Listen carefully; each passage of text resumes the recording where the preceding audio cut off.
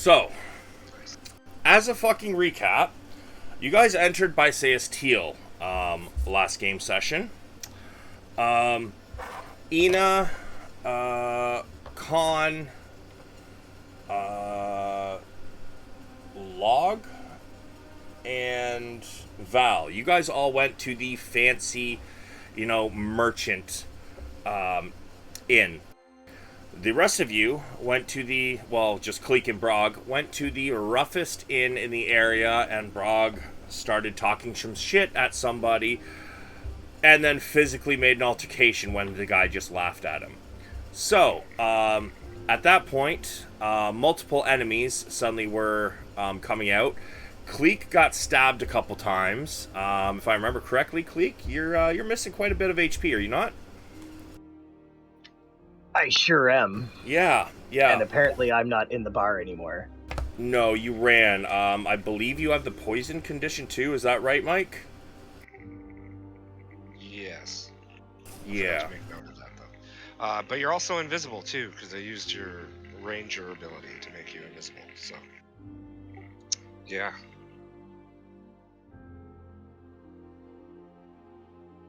So, let's see. By the looks of it, we ended with Khan doing some shit, which means, I believe the other guy went before you. If I remember correctly. I think he was running, right? Yes, yeah, he was running. Yeah, he was dipping out. So, let's see. We're going to start off with the top of the turn order. As for those of you who are not in this tavern, I'll just tell you in order of when to go. Okay, for the sake of knowing what I'm going to do on my turn, do I know where the others are and how far it is? You know it's in the southwestern corner somewhere. Do I know? The city. Like, again, do I know approximately how long that would take me? Flying, I'd say it'd probably take you like at least 5 minutes. Probably. This is one of the bigger cities in all of Wildemount. Okay, 5 minutes isn't bad then. Okay. I mean, Brog could still get fucked by then, but. Yeah, it's alright. I've got something prepped for you to notice at the start of your turn. Let's see. Which one's up first? This one, Scorpion Assassin. I gotta find out. I got so many stat blocks open now.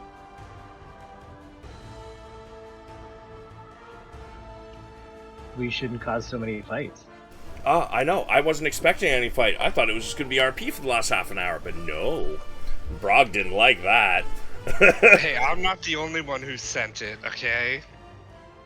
I mean, that is fair, although I don't think Khan expected the concierge to start talking fireballs at him and shit.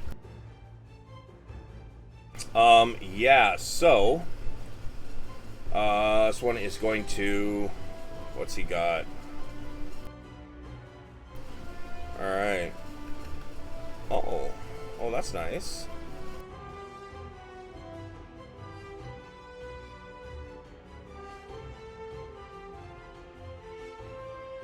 Brog. Con save. Bet.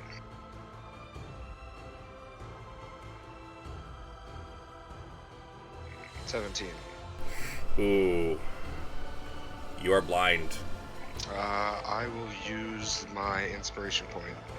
Okay, you're not blind. Bet. This one, losing track of Cleek.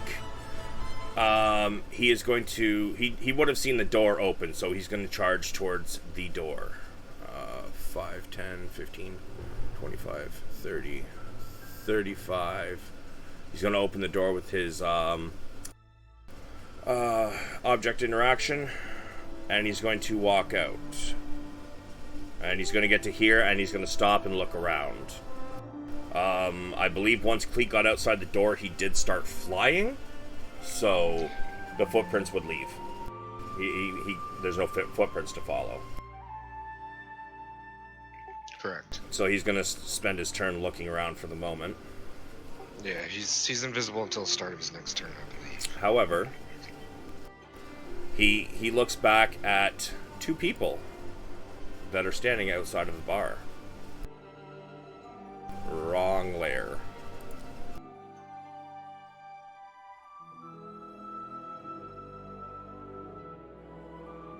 Says, Cleek, you can hear. Have you guys seen a Birdman came flying out that door?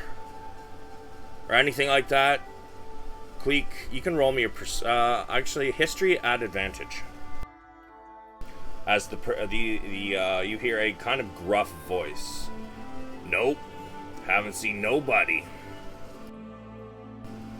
I will give that to you. It's Shadow.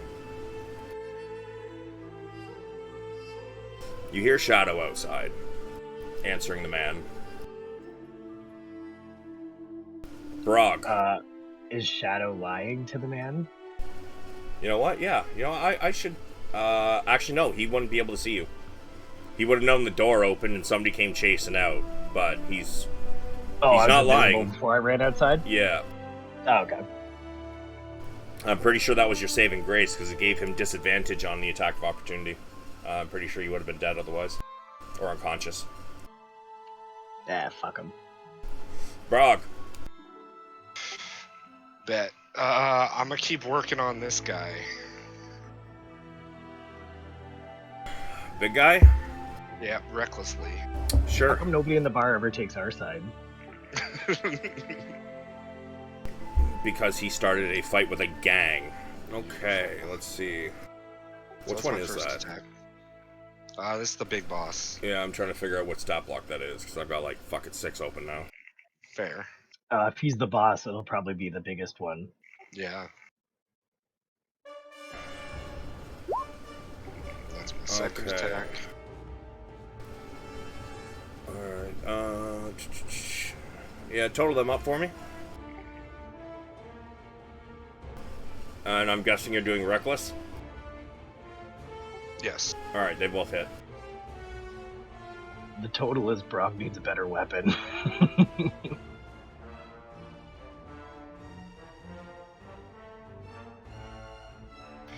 47 damage altogether. Hasted action. Okay. I'm going to whirl on... Who's the one who hit me with that spell?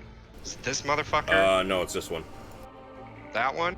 Yeah, I'm gonna whirl on him. I'm gonna pull my javelin of lightning and I'm gonna fucking yeet it at his face. So you remember that pulling out a weapon takes a bonus action? I thought stowing it was a bonus action.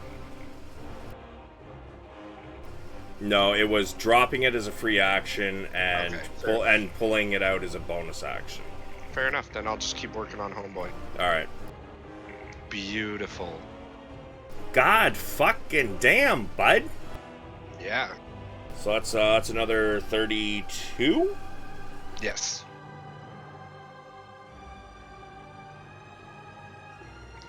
And then because of my Crusher feat... Where is it here?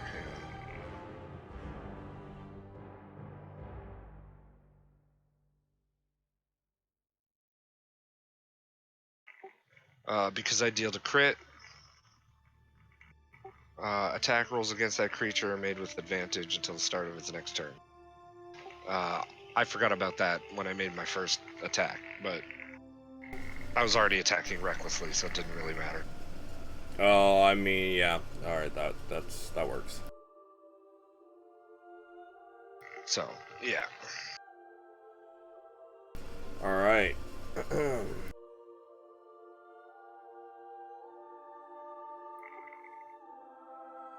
Sorry, I was about my smoke. So, you bring one swing down straight onto his head, and you can see the helmet dents in a bit. You bring it back around, and you hear not just metal crunching, but ribs cracking as you bring it in on his right side. And then you go and put it underneath his chin, and you hear a sickening crunch, and even through the slits in the helmet, blood spurts coming flying from his mouth. Just gonna grin at him. Cleek, you heard Shadow Percy's voice behind you. Yeah. Who dis? That's Venti Squalls. That's their cleric. Okay, so not an enemy? No, that is also it's one of Shadow Percy's crew. Cool. You would recognize her as soon as you turn around. Can I, with my movement, I'm not sure even where the hell I am, can I make it across the street to the roof? This was just a spontaneous one I fucking threw in here. So yeah, I'd say there's probably a roof. I don't know, say over here. Like I said, this was just a map I threw in last minute, so. Okay, that seems too far. So Cleek's gonna go to the roof of the tavern that we're in. I believe you're about 20 feet off the ground is what we said last time, or like last game at the moment. Yeah. So, although he did become visible at the start of his turn because Nature's Veil wears off at the start of your turn. oh, You might want to double check that, but I'm pretty sure that's how it works. Shadow Yeah, pipes it up. does. He's like, "Is that who you're talking about?" Dude spins on you, but he didn't have a held action, so. I'm 20 feet in the air. He can spin all he wants.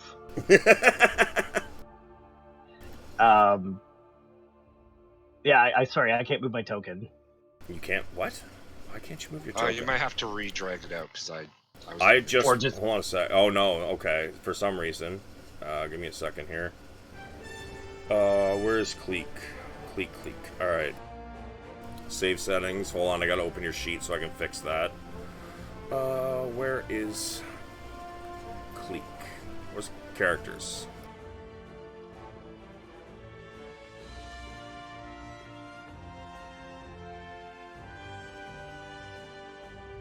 All right, move it now. Yeah. All right, there you go. Okay, so from I'm gonna get on top of the roof. All right, it's about 30 feet up. Perfect. Did I get a turn before all this went down? I'm assuming so. I'm high on the turn order. Yes. I think there was 2 rounds happened beforehand. Okay. Once I'm on the roof, I'm gonna bonus action. Pow! One of those. You wanna?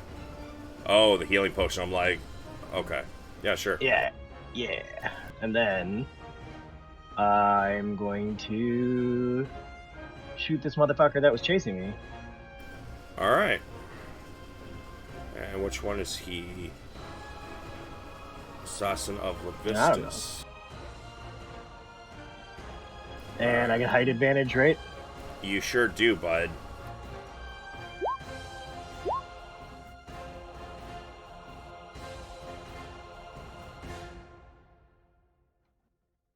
Two hits.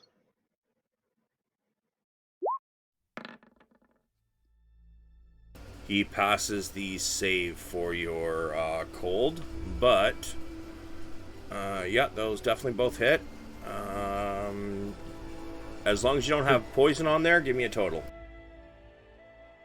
Does he have to make 2 saves or just 1? Just one. You only get to try it once per turn. Cool. I don't think there's poison. Doesn't look like it. Cold, Negative. piercing. Okay. We got 27, 30 for the first one. 33, 39 for the second. So 69. Giggity. You get back. You get on top of the roof. You spin, yank out 2 bolts, and shoot him. One hits each shoulder, and he kind of starts to sink. He's looking really weak.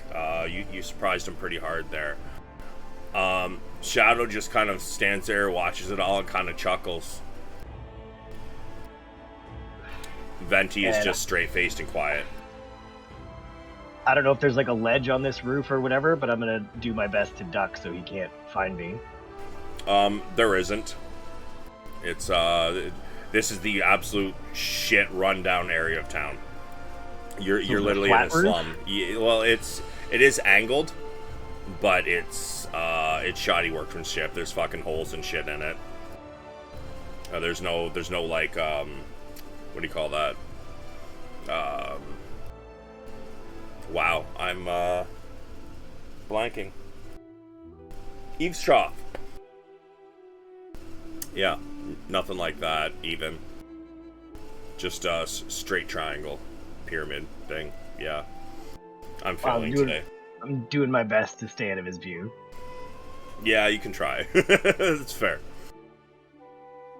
Well, I mean, I don't even have a bonus action to do it with, so I mean, I'm literally just doing whatever I can to try and lean out of his view. For sure. Alright, we got the clockwork.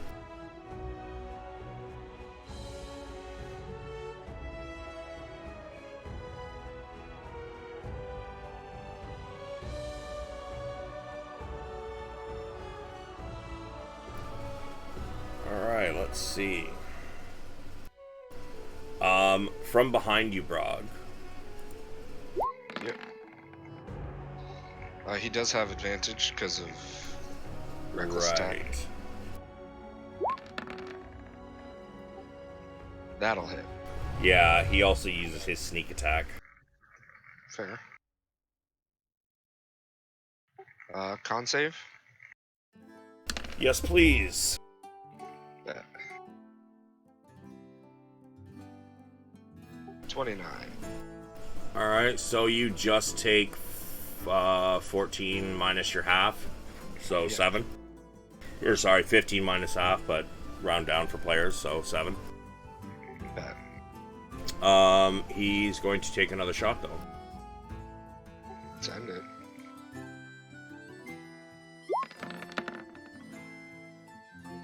$26 will hit. Another con save. Okay.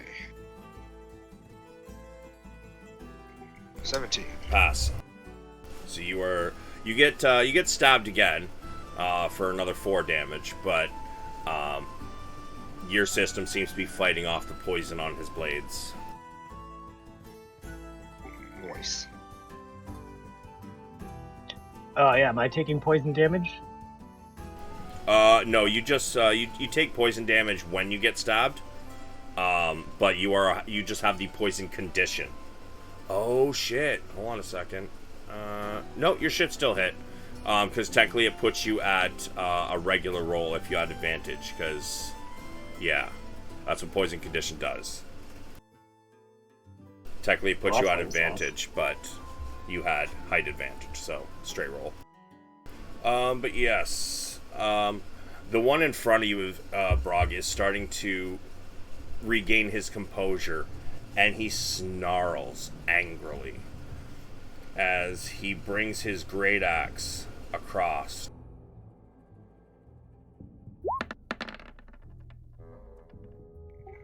$24 will hit.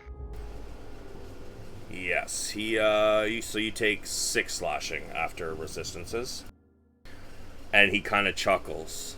It's like, you don't have long for this world. I'm not the one leaking from my face. He snarls again. And...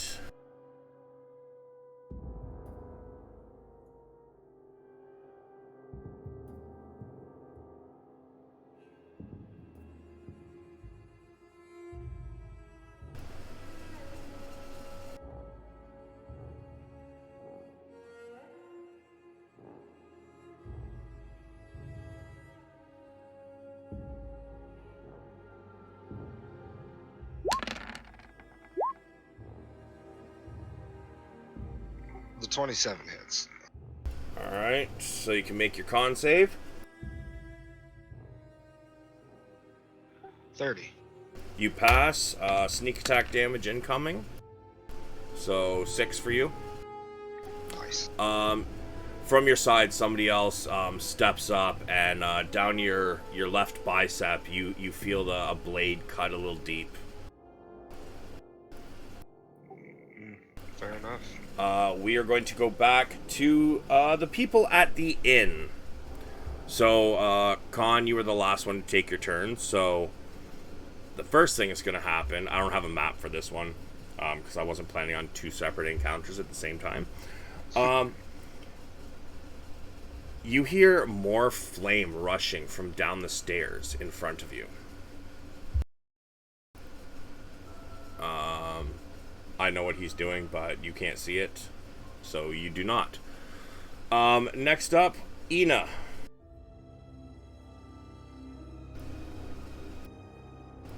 Ina? Hello?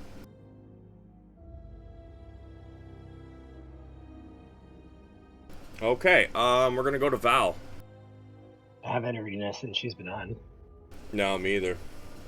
Maybe she's having an I'm issue just with laying in my Mike. bed, having my feet up, sitting there with a bowl of peanuts, just talking to myself. You're just a couple doors down from Ina. The smell of smoke is wafting in under your door. You are on the 2nd floor, by the way.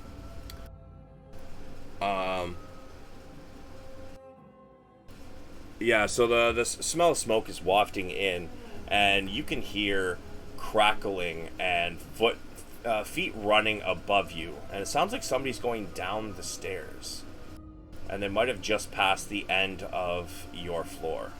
They're Alright, past cool. your stairwell. I'm gonna go up to my door and I'm gonna put the back of my hand against it. It's warm. It's not like Hello? real hot yet. There you go. Now I can hear you. Yeah, we'll do you right after Val here. No worries, no worries. Have you been talking at all this whole time? Yeah, no, whole time. And I just thought people were just, like, ignoring me or, like, carrying on with something else. No. I mean, have you ever known us really to be that rude? No, because you were in, like, mid-sentence and I had interrupted you, so I figured you were just finishing your thought. No, And then- your mic wasn't even turning on. No worries. I'm here now. All right. Yeah, Val, it's getting warm. The door is wood. So I mean, it's not like burning hot, but it's warm. Alright, I'm gonna take a rag, grab the door handle, kinda take a peek outside of the room. Smoke seems to be coming from mostly the floor above you. However, it seems like there's new fresh smoke coming from down the stairwell. Alright, I'm gonna kinda creep over and stay low so I don't suffocate myself and try to get a peek on what's going on. So up the stairs, you can definitely see flames, and they are spreading quickly. Starting to come down the stairs, and the entire... From your view, what you can see up the stairs, it looks like that whole fucking hallway is probably on fire. But as you look down the stairs to the 1st floor, you see just a few feet down there, there seems to be a literal wall of fire blocking your exit down the stairs. Alright, at this point, do I know where Ina's room is? Yeah, you all checked in together, so you're... She's on the same floor as me? Yeah. Is there anybody else whose room should be on this floor? Let's see, who do we have? It was Con, Ina, Val, Log. Oh, I forgot about Log. Log was upstairs. Log is upstairs with Con? Yeah. Yes. On that floor, no, it's just you and Ina. Okay, I'm gonna run over to her door and just panically knock on it. I'm gonna ask him to enter. It's locked. It was not Okay, locked. well, it definitely wasn't locked. Yeah. But, okay. No, Ina, if I remember correctly, when we ended, you were getting your armor on, right? Yeah, so I'm going to tell Val, well, get over here and help me get this shit on. Alright, I'll run over and help her to speed it up. Okay. So I'll say probably by next time we come around, you guys, Ina's armor is on and ready. Perfect. Val's like, I've never helped a lady put her armor on before. Log. I don't think we touched on what you were doing at all last game after you guys got in there, did we? Your mic is on, but nothing's coming through. He was in a bubble bath playing his lute. Oh, is that what I was doing? That was the very last thing that you were doing. No, Log, I think. Oh, log. Yeah, Log was, sorry. Yeah. I missed what was said beforehand. All right. It's a shitty end to a bubble bath. God damn it, now I gotta put my armor on with a wet ass crack. Log, I'm not hearing nothing still. Oh, you're super quiet. Did you switch headphones or something? No. What the fuck? Same headphones. All right, talk now. Can you hear me now? Yeah. I just had to jack up your sound, apparently. So Log was just hanging out in the tub playing his pan flute, and he heard the crashing and generally ignored it until the fireball scenario. Yeah. So I'm just getting out of the tub now. Oh boy. Yeah. As you get out of the tub and you exit the tub room, you kind of stroll into the main suite area, and you notice plumes of smoke coming in. Most of your room is already very thick with smoke. You don't know how you didn't notice it before, but now it is overwhelming. Oh, damn. So, do I have any gear? Do I have access to anything? Or am I just standing buck naked? Well, you just got out of the tub, so you're buck-ass naked. I mean, your shit is... oh, that's right. You guys somebody sent their armor off to be cleaned and shit. We all did, but our armor got returned to us. Right, Yeah, it came back. Have we had a long rest, by the way? No, not yet. But no, I just wanted to make sure. Not quite even a short one. Yeah, no. I mean, you guys had kind of a short rest just because, you're relaxing and bathing, and Ina was getting her fucking hair braided and shit, which I'm pretty sure you got about halfway through that before shit went sideways. No, she finished because I would have had her put my armor on if she was still in the room. That's right. Would I have had time to swap attunements, or is that too meta-y to do now? Because you were taking a bath or laying on the bed playing your flute. Not really. Alright, that's cool. But yeah, so you and Ina are helping Ina get her armor on. Log, the room is full of smoke. Your stuff is laying on the bed. Okay, so I'm gonna make a dash for my stuff because I know I got a potion of speed in there, and I want to drink that shit. Smart man. Can I get to it? Yeah, you can get to it and drink a potion in your turn. Yeah, so I do that, and I, as fast as possible, put my gear on. Which is What kind of armor are you wearing? It's leather armor, but yeah, it's just like a strap that I'm wearing. Oh yeah, you're just wearing a strap. Okay. Say that'd probably take you about that would still take you a couple turns to actually get it on. Just because a turn is 6 seconds, right? Yeah. However, you do have, since you drank the potion of speed, you are able to do it a little quicker. So I'm gonna say, since it is just a strap and you've got a potion of speed, by your next turn you will have it on. Yeah, sounds good. Con, you are in a hallway. The hallway all around you is burning. Your way down to the stairs is all litty-titty. I believe, if I remember correctly, you did not have your armor on at the moment. Is that correct? Because you wear plate and you were naked when dude came in? Yeah, I was waiting Captain Morgan's dance and they fireballed me. Yup. Right in the testicles. Yup. The Speed bath bagged ya. the fucking the bath water it completely evaporated with that fireball. A lot of your freshly smelling fur is now singed and has a very burnt hair smell about you. But yeah, you are in the middle of the hallway. and you would have heard a second whoosh of fire. And your way has been cut off. The stairs are completely engulfed at this point, as well as much of the hallway. Log's door is a couple doors down from you. It is not yet on fire, but it is not far from it. There is, however, about a 4-foot by 3-foot window at the end of the hallway, as well as your room is also on fire. So, I mean, you've got some choices. Grab my shit. So you're going to run back in your room to grab your shit? I got to. All right. So, in the process of doing so,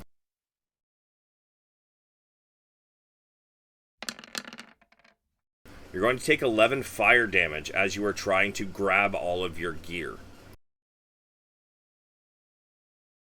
Because the room is on fire, as well as the hallway, so... After that, I'm gonna go kick Log's door in and make sure he's out of there. As you kick in Log's door, these are really shitty doors. With your strength, you don't even have to roll for it. You send right through that fucking thing. Thing comes off the hinges. And Log, you watch as all of a sudden, this big bovine-looking humanoid, who you know to be Khan, walks in the room, buck-ass naked with his shit in his arms. We gotta go. Get in the fucking Bronco! Let's go. Alright. Fucking douchebag fireballed me.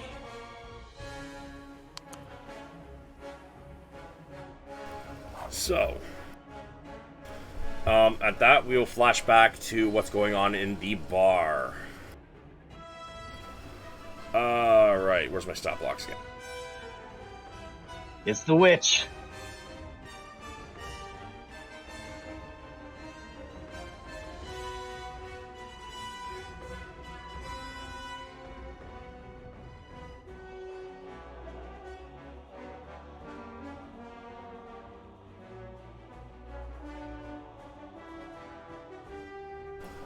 Brog. Wisdom save. DC... What did I say, 18, I think? No, yeah, 18. That's a fail. You suddenly become paralyzed. You can't move. And from over here, you hear, "He can't move, boys. Time to finish this."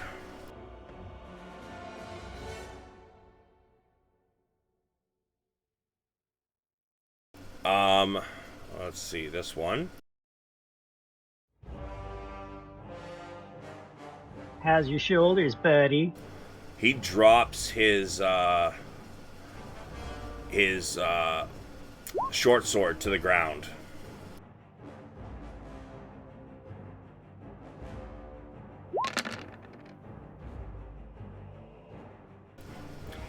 He pulls out his crossbow and misses you. Yeah. Nah, I'm gonna wiggle my tail feathers at him. Alright, let's see. Turn. Brog, you may make another wisdom save. Nope.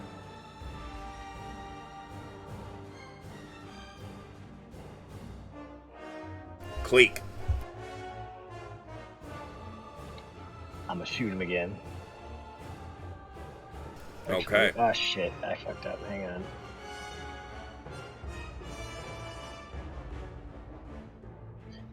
Let me quick check my potions. Poison vitality. Potion of vitality. Would that get rid of poison? I don't know, look it up in the compendium.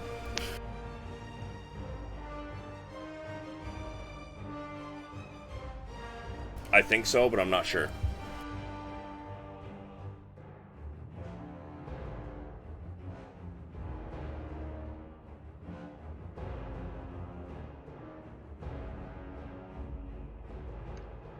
Cures any disease or poison affecting you, yeah.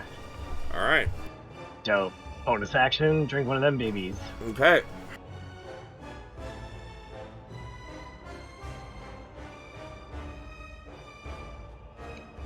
And then I'm gonna shoot him again. Advantage.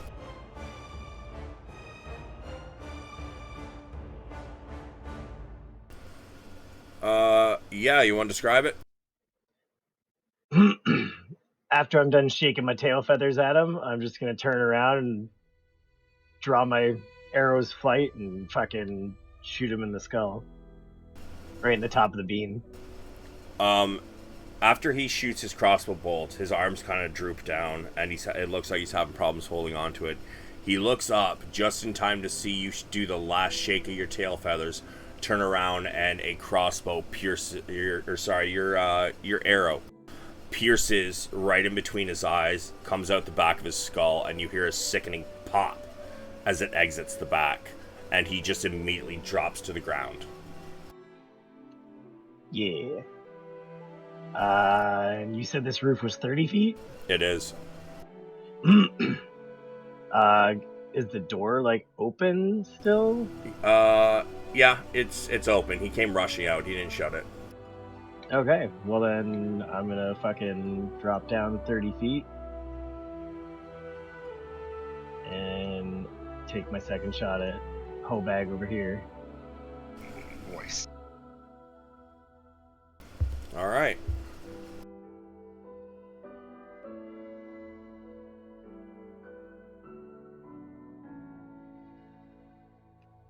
That's not ideal. Did I hit her? Hold on. Like I said, I got 100 different stat blocks. I'm trying to bring it up. Yes. You do hit her. So, total that damage for me. 32. You notice that the glow around his one hand fades as your arrow hits him in the shoulder, and he kind of like stumbles to the side for a second. And his eyes go wide, and he shouts, "Watch out!" You get the feeling that Brog, you know you can suddenly move again. Let's see, but he also needs to make a dex save. He is not slowed.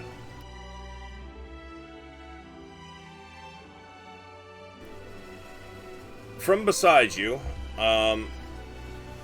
Shadow sees you drop down, take a shot, and he goes, "Oh, is there still more people in there? You guys want some help? We need to have a conversation." Well, then the quicker this battle ends, the better. And Cleek will kind of wink at him. Very well. And then they are just going to take their turns at the end of the turn order.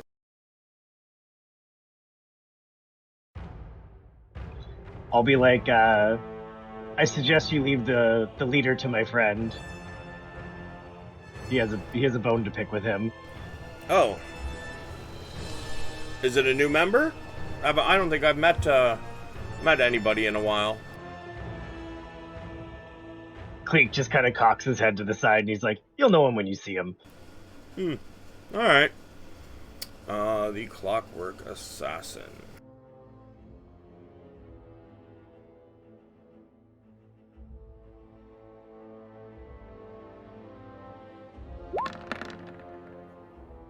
Brog. Both hit. Alright, I need 2 con saves.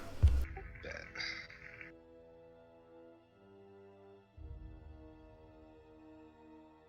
(24 and 18). You pass them both, so you take a total of 8 piercing between the 2 attacks. Nice.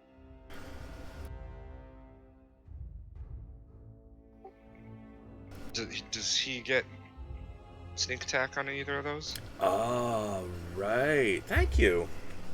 No problem. 3d6.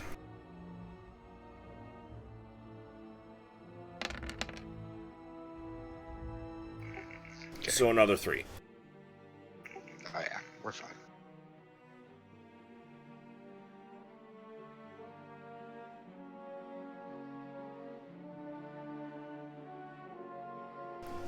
Let's see.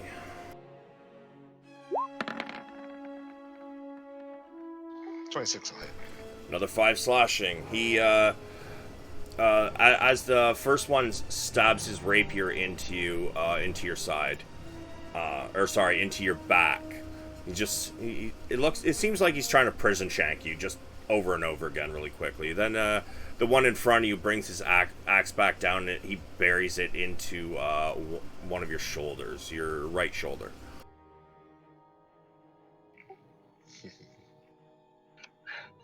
Buries it for 5 damage. For Yeah. 5 damage. 5. More like he needs to sharpen his axe. It didn't go in deep. Alright, this one.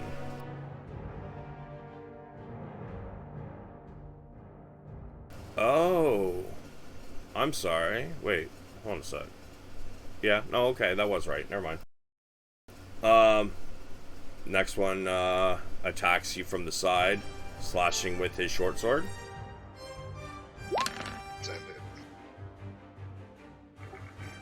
The 28. Sorry, they should be have at. advanced. Yeah, he is a rogue, so yes.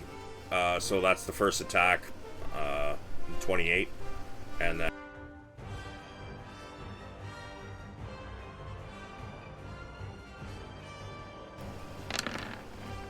Oh, damn.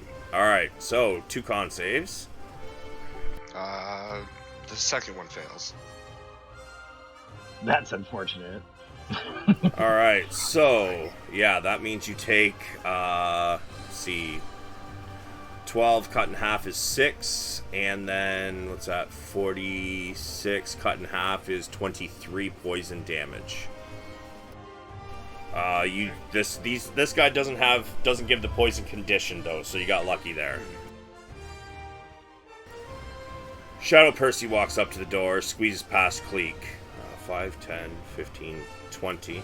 He walks in and he looks and he goes, "Are you with the bugbear?"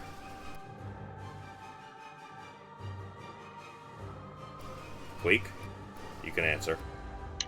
I forgot to press the button. Yeah. Cleek's just like, yeah, and he smiles and laughs. He walks in another 10 feet to get out of the way of the door.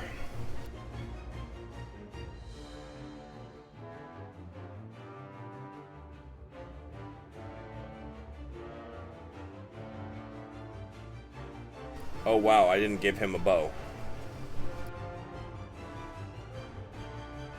Oh well. He is actually going to take out one of his daggers. She has a few of them. Oh, yeah, he's got the dagger of many daggers. Okay, that's cool. So he is actually going to aim at this one directly behind you. Noise. Oops, that rolled to GM. That's a 28 to hit. That's right, bitches. We brought more furries. All the furries. It didn't roll his fucking damage automatically. There we go. Alright, it's 14 damage plus 44.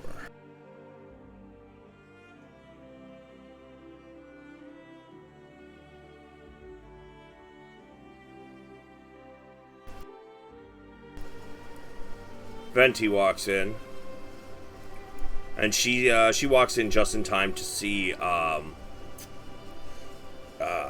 fucking Shadow huck his dagger and stab one. So Venti looks at Brog, noticing that he has some cuts and he's bleeding a little bit here and there.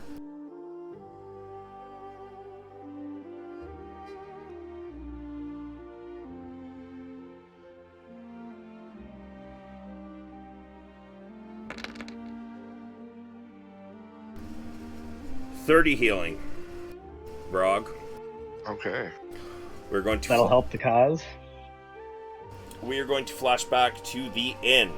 So I believe the first up is the bad guy.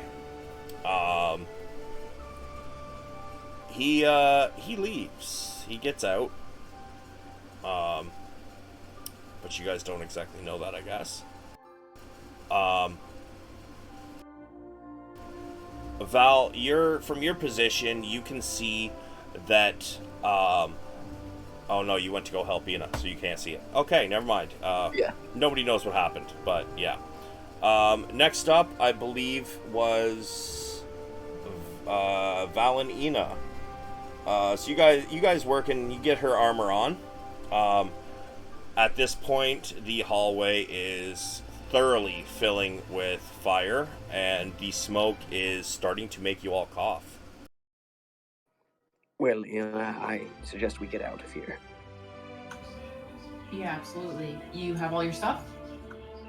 Yes, I brought it with me. And if you're ready to go, just grab my hand and I'll get us outside. Should we go collect the others as well? Well, honestly, I think they'll be able to handle themselves, and fighting our way through a burning building sounds like the thing you're not supposed to do. Fair enough. I'll grab his hand. And then I cast Dimension Door and bring us outside of the inn. Okay. Now, where outside of the inn are you taking her? Like outside the front door, the back of the building? I'll take us 50 feet out front of the front door. Okay. So that is your action. You both still have movement, bonus action, and Ina, you still have your action. As you guys teleport out front, you guys can see the concierge, which you guys don't know that he's the one that they're fighting. You just see him running, along with a lot of the other staff. What would you guys like to do? I will. I'll start. As people are pouring out, I'll ask what's happening and how this started. One person stops when you ask, and she's just covered in, like, she's coughing and covered in soot and whatnot from the fire. I don't know. It's a raging fire broke out. It spread so quickly. The second and third floors are almost completely engulfed. All right, Dina. I think we should try to make sure everyone in the ground floor gets out if we can. Yeah, absolutely. So we'll note the direction that everybody's running in, but then go see if we can find some survivors on the main floor and usher them in that same direction. As you guys look at the front of the building, you notice that a lot of people, it's kind of looking like a Black Friday at Walmart, man. People are like trampling over each other. People are kind of stuck in the doorway and they're all falling all over each other. There's kind of a pile up at the front door. Oh god, I feel like I'm gonna have to be a school teacher for this one. And I'm going to yell at everybody to stay calm and to exit the building in single file. Persuasion at disadvantage. How big are the front windows? Actually, no. I have Darkened Heart, so any commoner will help me. Post it for me. Shit. Okay, hang on.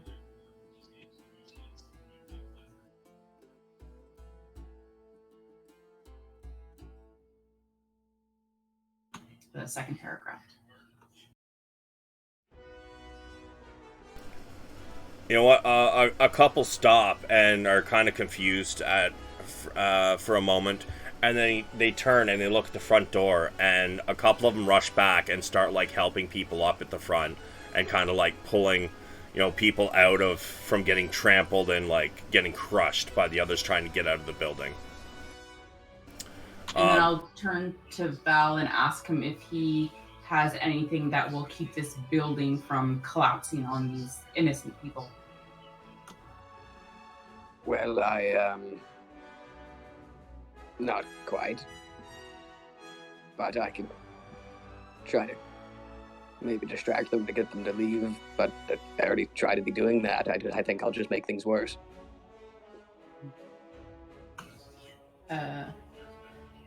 Fair enough. Can I approach the building to lend a hand in ushering people out? He transported you guys 50 feet outside the front door, so you can start heading on your way there. Yeah. You do have your action left, so you could totally dash, and then Yeah, next turn you I'll can do a start helping dash so that I'll do a dash so that I'm right at the front door, helping people get out. Val, you also have your movement and bonus action left if you want to do anything with that before we move on. All right, I'll start moving forward and trying to make way and organize the people coming out. Okay. We're going to flash up to Log and Con. Con has just kicked in the door and is standing there in Log's doorway holding all of his shit with his junk swinging in the wind. As Log is trying to put on his straps. So what are the two of you going to do? One has a strap on what? His leather armor strap. Be more specific. Right. Shit's about to get weird. don't on got the time third for that. floor. It's heavy in this room, bro. We don't got We time got for that. to go. Let's get the hell out of here. And we're on the 3rd floor, aren't we? Yep. Yeah. So you I guys have are a about potion 45 feet up. Cowabunga, motherfuckers. So I Window. zip by, and we know where we are, so we know generally how to get out. Is You there do, a- but as you exit the room, if that's the way you want to go, you will see that the stairways are burning. Like there's too much fire to get down that way, and it sounds like the boards are starting to crack. So they're probably going to start dropping soon. Are there any windows or anything around? There is one at the end of the hallway. It's about 4 feet by 3 feet. But it is it's basically a straight drop from there. I kind of point over to that, and I say, I don't think you'll fit, but that might be a way out. Khan's just gonna fucking charge the fucking window. I knew it. Yeah. I grab onto him, and I'm Behind running me. right behind him. Okay. So you guys charge. Con, I'm guessing you're lowering your head. Yeah, shoulder, yeah. Yeah, so your horns pierce through the glass first, shattering it. Saves your face from much of the damage from the glass. But as you ram through this window, your shoulders catch the walls. And as they catch the walls, a huge piece of the wall just starts to snap apart as it flies out.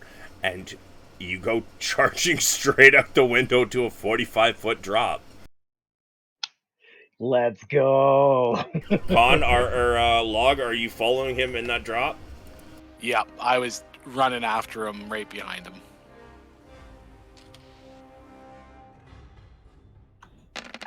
Are they coming out like a direction that Ina and them can see?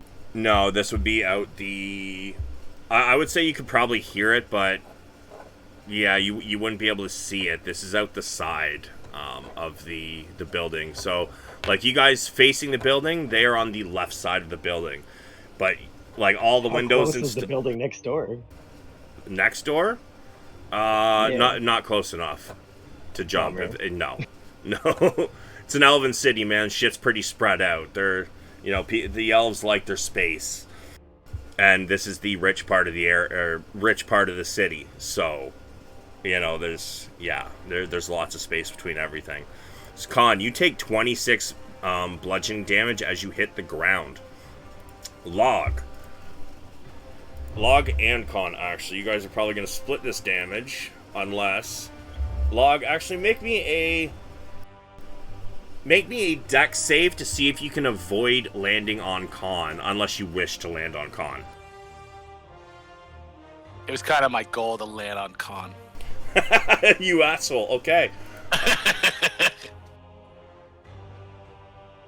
You guys will split this damage as he lands on... As you land on Con, you're going to take 12, and Con is going to take the other 12 from you landing on him.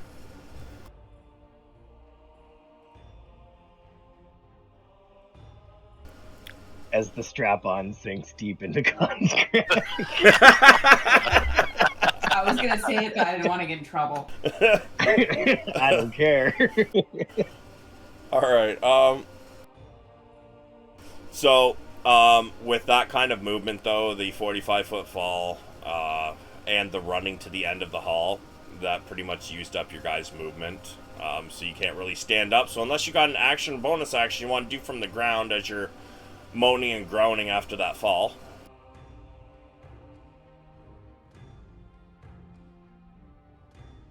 Fucking hate this town. We'll just keep moaning and groaning. Okay. This place. I love how you guys just keep on piling up more enemies. Oh. Dude, you have no idea what this is, what's gonna happen at the end. I can't wait for the end of this campaign. It's gonna be a blast. Yeah. So in that case, we will flash back to the Brog and Cleek encounter. All right. Scorpion Assassin. He's first.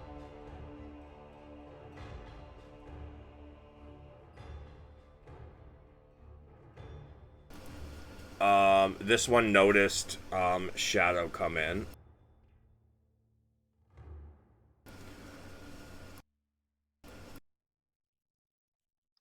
I mean, the dude's basically a fucking black jaguar. He's hard to miss. Yeah.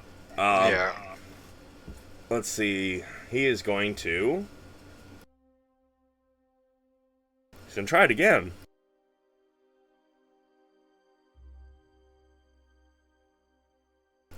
So he needs to roll a con save.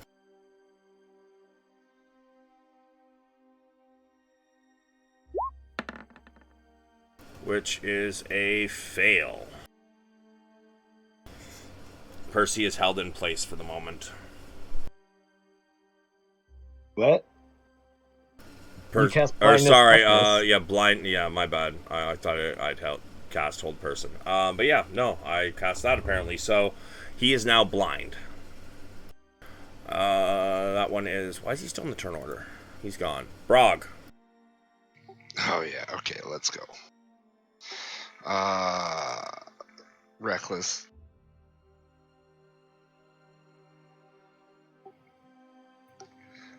On him.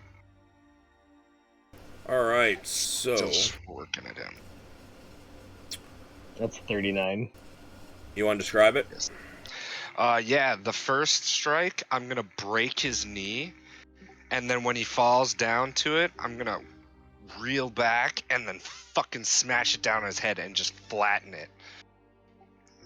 Just basically force his skull into his chest cavity. Okay.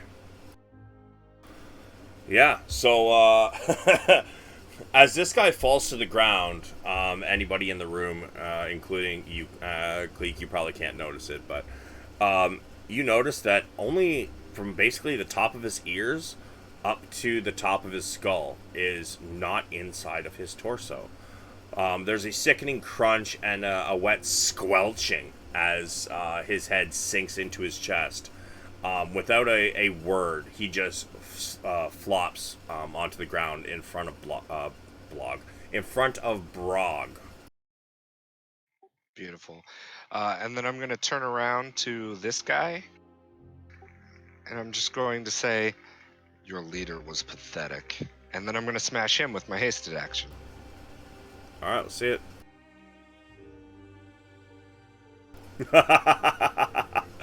Oh, you want to describe that one? Yeah, I'm gonna just baseball swing right in the chest. And then, if for flavor's sake, I'm gonna throw the body back 5 feet into the table. Sure, why not? Yeah. As you crush his chest, your hammer sinks in several inches before the rest of his body even begins to move. Suddenly he is just thrown back. This table and bunch of chairs all go flying. The sheer force of it breaks the table, and the two halves of it kind of get sent off into like here and here areas. Beautiful. That's me. Cleek. Yeah. Cleek is coming inside and shooting the same dickhead, this guy. Okay. Oh, and I'm just normal strikes now, right? Everyone's aware I'm here now. Yeah. Second one misses. Oh, okay. How about now? Yeah, that one hits. So he doesn't lose 10 feet. And total that damage for me.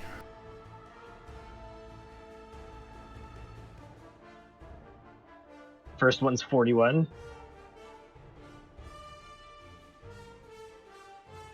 And second one's 34.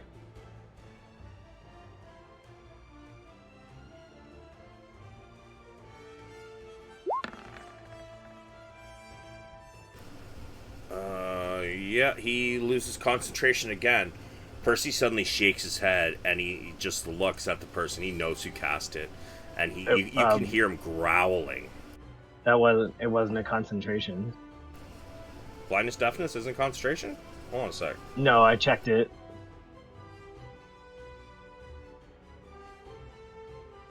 He is correct. It just lasts a minute. Yeah. Yeah, so he's still blind.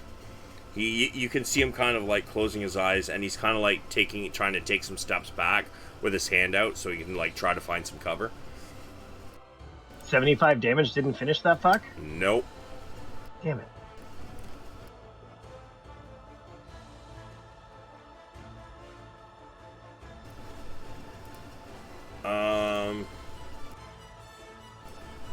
Yeah, that guy, Baphomet.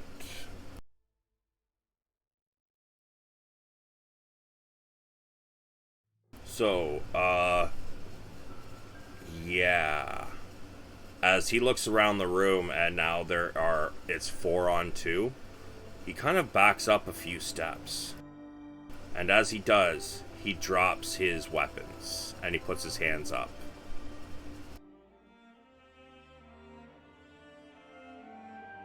He says, "Wait, okay, sorry, it's a misunderstanding.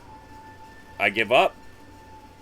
And then he looks over towards Shadow, and he says, "Aren't you supposed to be dead, traitor?"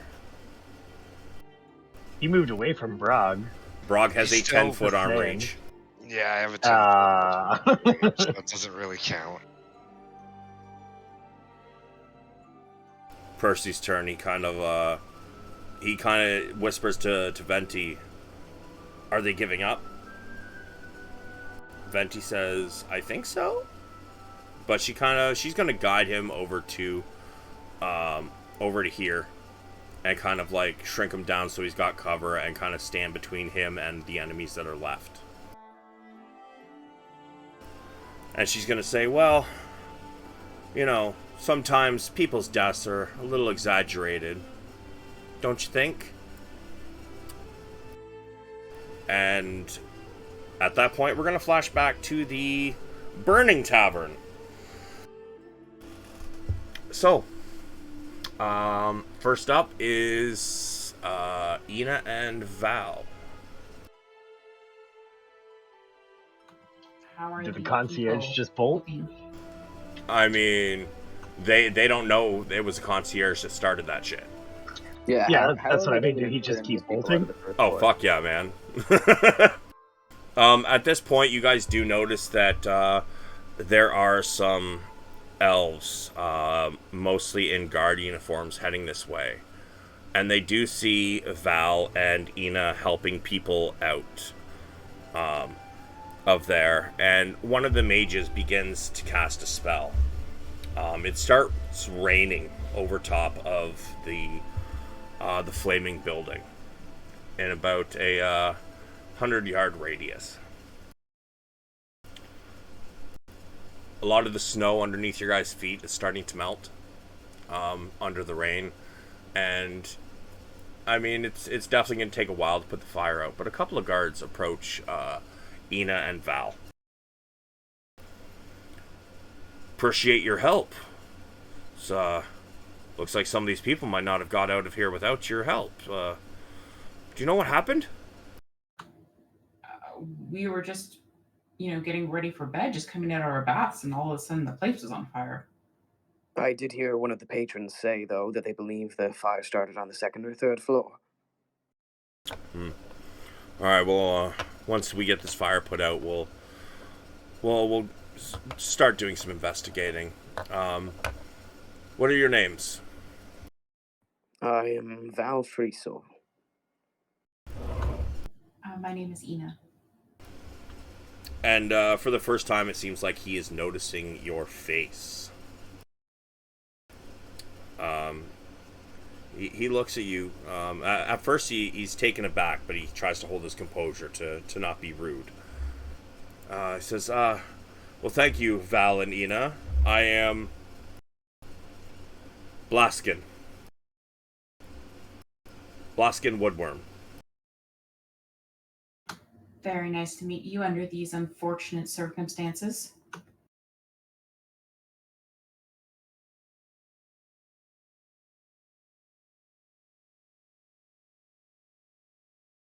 Sorry, I was just taking some notes because I just made that up on the spot. I was not prepared for this.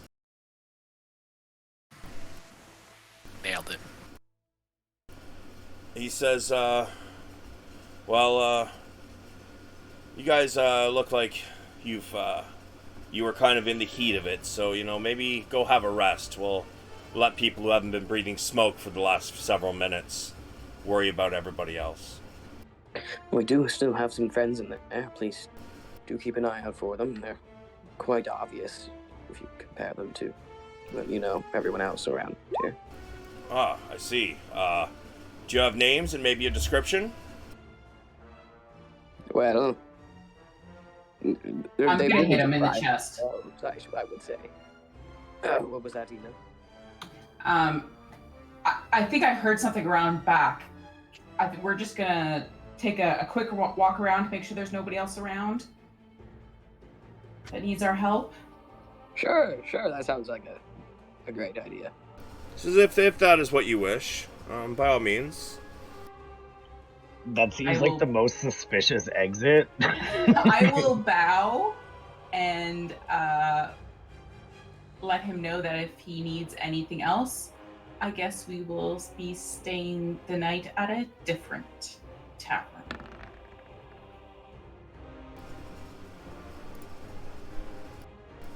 He walk away. As you say your line there, Ina, and you make your exit.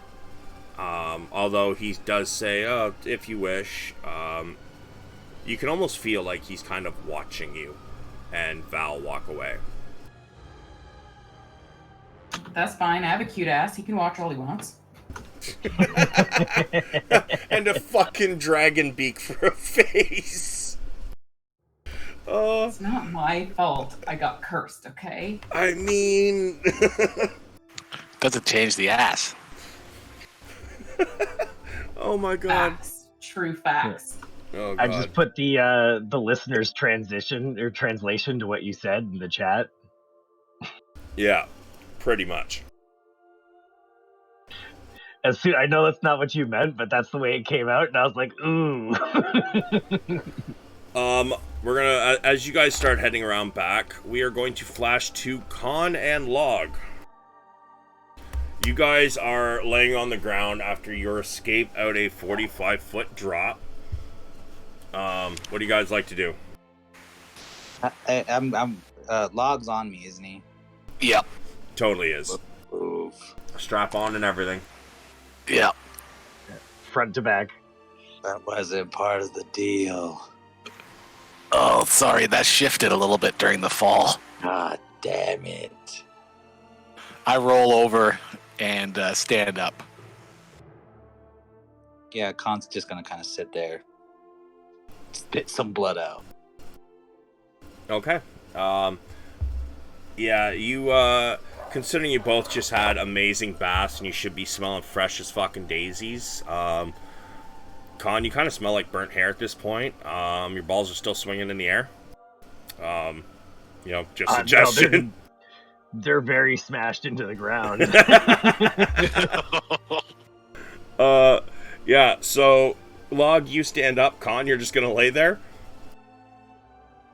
I'll get up. I guess I'll find something to put on. How long does it take me to get all fucking ready again with all my heavy armor? About 10 minutes. Yeah, I'll just get something on and go find everyone else. So you just basically putting on your regular clothes for the moment? Yeah. Alright. Yeah, that'll just take the turn to do, really. Throw on some clothes and, you know, whatnot. Yeah, I just kind of get my bearings. At this point, Ina and Val kind of come walking around the corner. And just in time to see Khan hike his pants up the rest of the way. You know, they almost got a flash, but, you know, they came around at just the right time, so they didn't. Ina's just gonna facepalm herself. You're here. Well, while you two were fooling around in this alleyway, half the inn burnt down. I just kind of hiss and laugh. I'm just gonna glare. He tried burning my balls. Are you saying that burning your balls caused the inn to burn down? The douchebag that we walked in, you know, I told him I want him to wash my balls. The guy at the desk, the concierge, yes. Wait, the concierge? The concierge did it. You're saying the Okay, well, concierge maybe done it. we should go back to talk to the guards now that we found you guys. Oh, definitely. Come on, let's go. You can all roll me a perception. The four of you.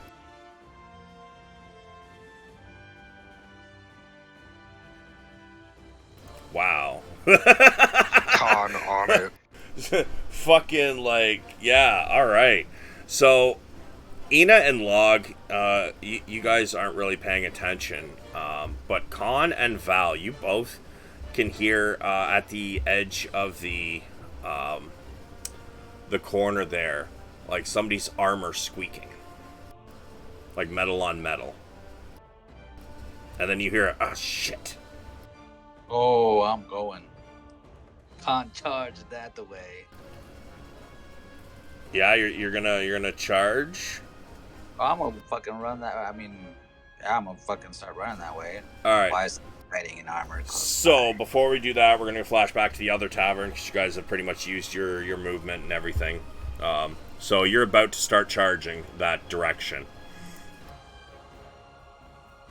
But the Scorpion Assassin, seeing his other ally drop his weapon, stops dead and drops his, puts his hands up.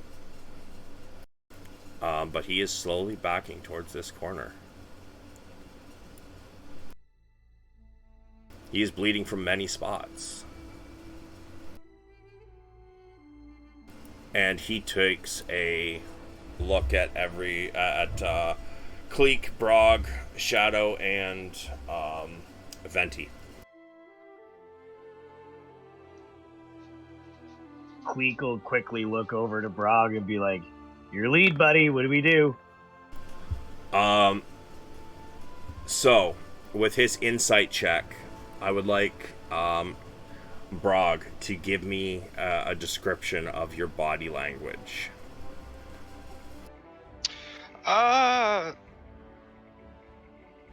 I mean, I'm still raging, so like breathing heavy. I still got my maul in my hands. Like, I'm not advancing as of yet, so, you know. But I would say he would realize you're raging. Oh yeah, I'm still raging. I haven't So dropped this it yet. one leaps out a window, shatters. I don't see no window. That's because this was something I made in like fucking 5 minutes, man. Like, I didn't have time to put that kind of shit into it. But there are windows. Nah, they were cornered. That's some nonsense. You can't make up escape routes. The other one isn't moving. Enough of them escape. Come on. This one isn't moving. Oh, that's fine. This one starts heading around the building. Brog, you can see him pass by another window here. So he's like right in front of it. Yeah.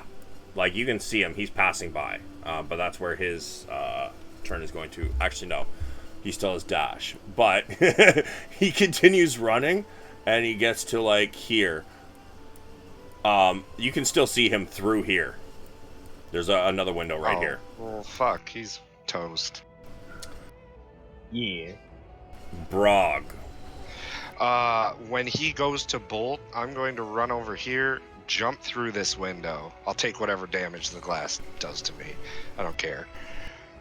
I'm gonna say you're not really gonna take any. It's really shitty glass. Like even the windows don't necessarily like the windows can open. They're just cheap shitty ones. There's like inch spaces in the fucking framework and shit. So what do you want to do as you leap through? No mercy for cowards. And then I'm gonna unleash my 3 attacks on him. Okay.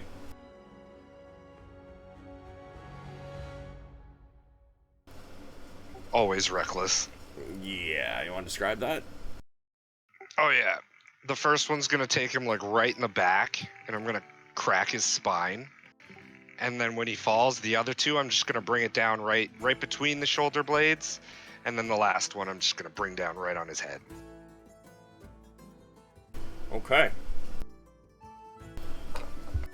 Yeah. And then I'm gonna turn and I'm gonna look back at this guy. Yeah, you know what? Roll me a fucking intimidation at advantage.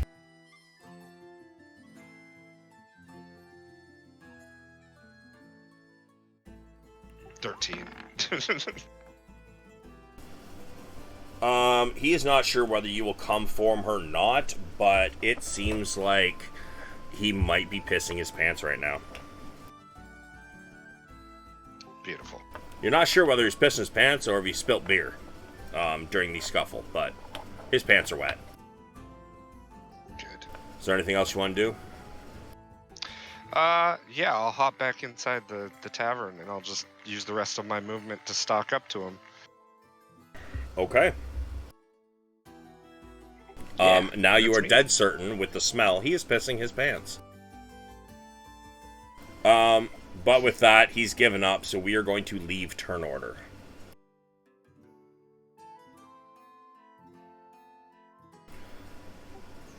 If we're at a turn order, Cleek's gonna move to block this side of the room, and he has not like dropped his bow, like he is aimed directly on this guy, and he's like, "Don't you fucking move a muscle." He's definitely moving muscles, but it's more fear twitching, really. Yeah, Cleek will tell him to get down on his knees. He will comply. It's a good lad.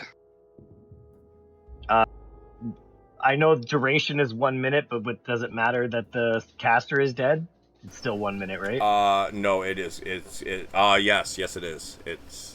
It's only concentration that'll go away if he dies. Okay, so Cleek will just be like, he'll look at Brog and he'll be like, "Why don't we wait until our friend can see again?" Okay. They seem to know each other. I have questions for him of my own. Okay. In that case, we will flash back to the others. Khan, you are getting ready to charge at that corner. I will warn you that that the concierge was not wearing armor. He was just in like a nice fancy suit. Just so you are aware of what he looked That's like. all right. Neither's Khan. But I mean specifically because he heard armor kind of screeching together. But yeah, Khan, you start charging. You get to the corner. What would you like to do as you round that corner? I mean, I'm just trying to run up on this person. How tall are you?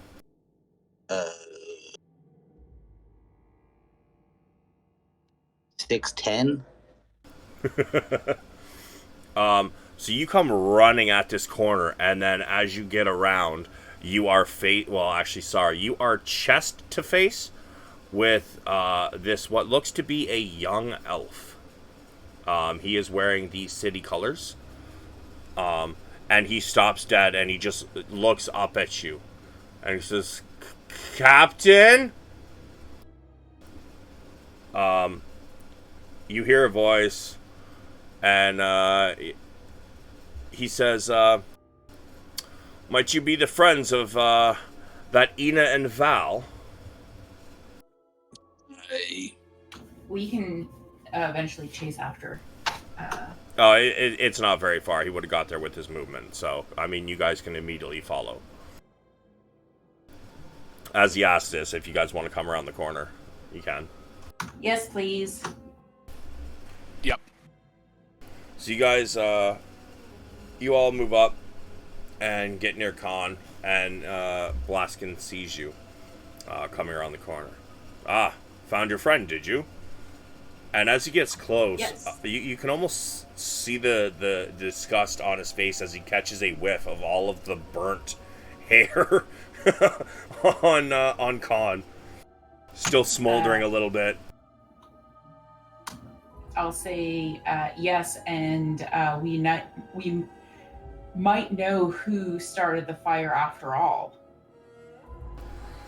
Well, that was why our prospect here was failing to, follow you. He said, he looks down at him and says, "Go help the other people, and remind me to send you to into some training. You need to be more quiet when you're sneaking." Oh, he had no need to follow us. We were on our way back anyway. It was just something you said, the way you exited. I'm sure you understand. Fair enough. The building's burning, and I was worried about my adventuring. We come to your town, do no harm, spend good amounts of gold, Paying taxes. and you first of all throw fireballs at us, and then you have the decency to follow us. I think your time's wasted in other locations. Maybe you should be taking care of the people that are throwing fireballs. I'm sorry, fireballs? What do you mean? Who threw a fireball at you? Concierge of this hotel tavern. I see. And he kind of motions for a guard to come over. The guard comes running, and he says, "Find out who is concierge of this inn here. We suspect him of magical assault." The guard says, "Yes, sir," and he just takes off running.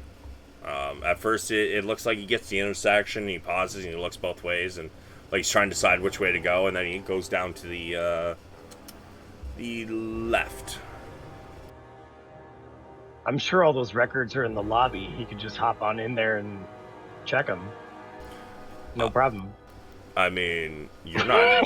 You're probably burnt by now. Yeah. You're not here, and yes, just because there's rain doesn't mean this place is, stopped burning yet. I know, I was being a smart ass. But yeah, he seems to be heading somewhere deeper into the city. The captain says, "Well, there are another 2 inns that you could probably stay at, but I would get there soon because the nicer one, I mean, it's not nice, but it's nicer than the third one, will probably be taken up pretty soon by some of these wealthy merchants who would come to town.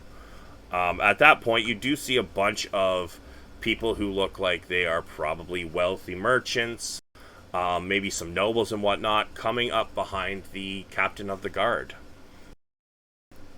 They are all shouting about their lost wares, who's going to reimburse them, all the stuff in their room, the money they had spent, and the captain just kind of waves over some guards, and the guards come rushing and just kind of cut off their path and hold them back. And trying to calm them down. They are definitely failing at it. There's a lot of screaming and yelling going on.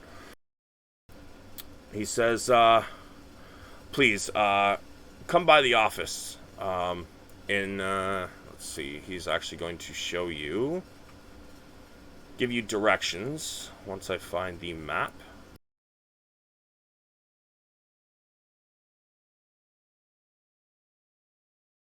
Says, come by training grounds. Where is the 5?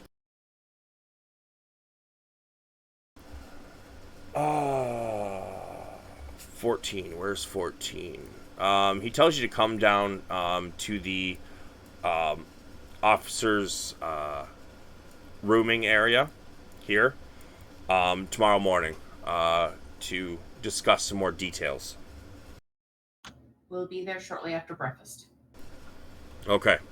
And he does Sorry, point. just because I wasn't here last game, where exactly are we?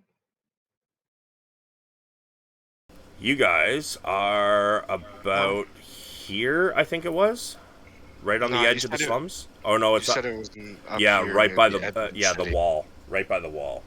Yeah, so you Okay, guys are on the and where very are they? back. They are. Oh, this Somewhere fucking around thing. number 4. Yeah, it was.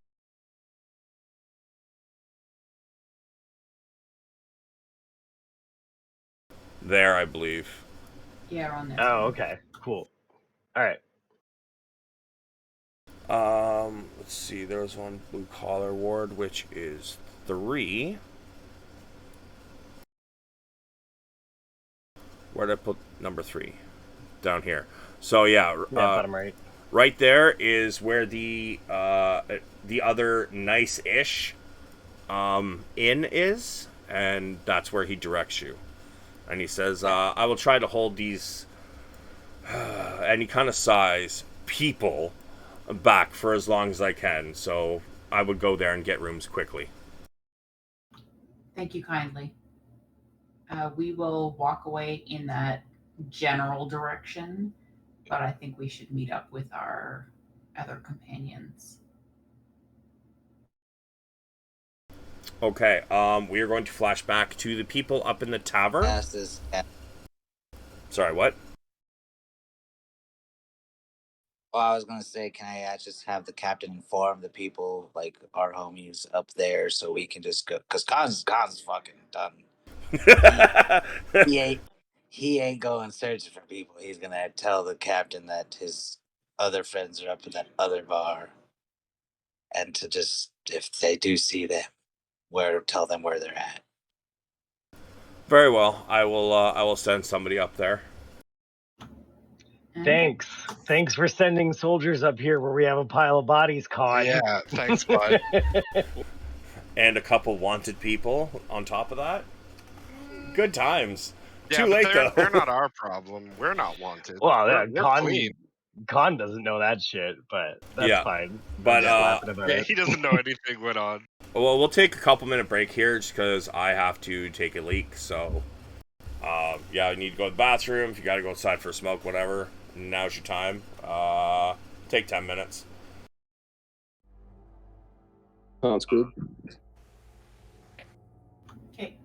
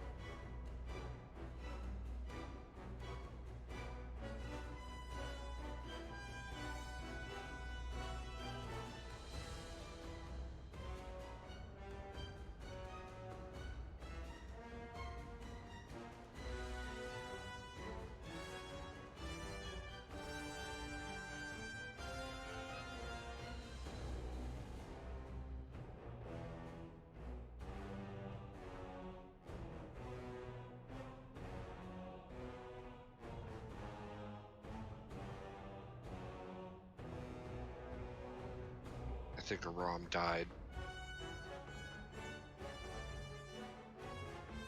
What you mean Aram died? He dropped out of the chat. He dropped out of the chat. That's why I said I Yeah. think he died. He's still in the He game. burnt. Yeah, he just died.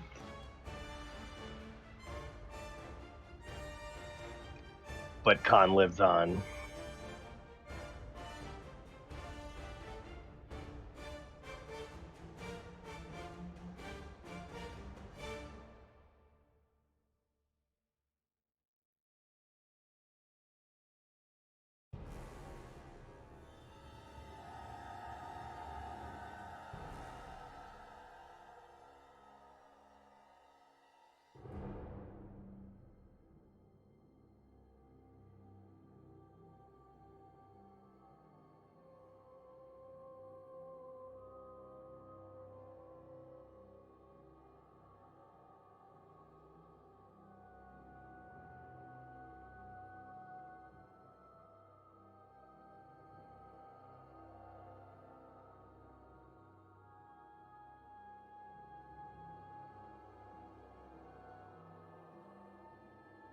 I swear, one of these days, you guys are finally going to make it to John's Tower. Or Jean's Tower. It's only been prepped for 6 months. It's only been prepped for 6 months. One day. Magic shop first, yo. Yeah, I got a bunch of money I want to spend.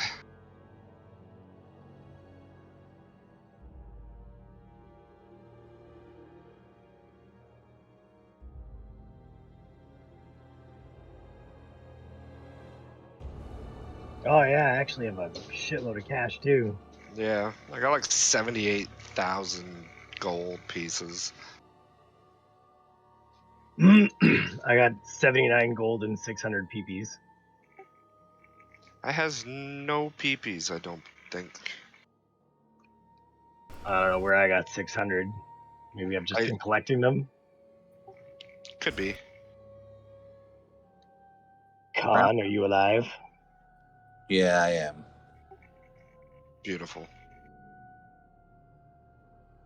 Alright, is anybody not back yet?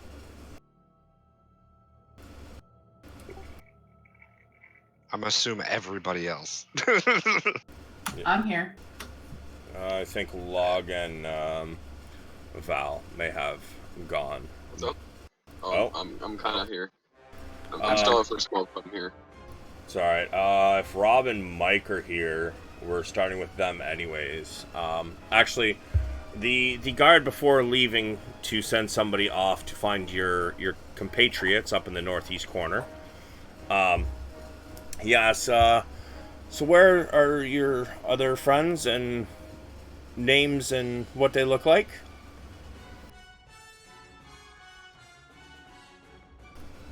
Is he asking me? Yeah, you're the one that's sending them up there. Oh yeah, Brog and Cleek. Look for the bird. And the fucking bugbear.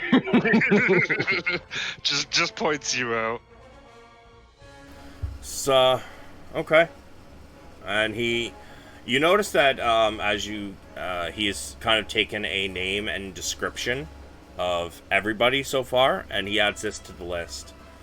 And he kind of shows, he calls a guard over, shows him the piece of paper, or parchment, and he points at Cleek and Brog, and he sends them off. So we will go up to Cleek and Brog, up in the right corner.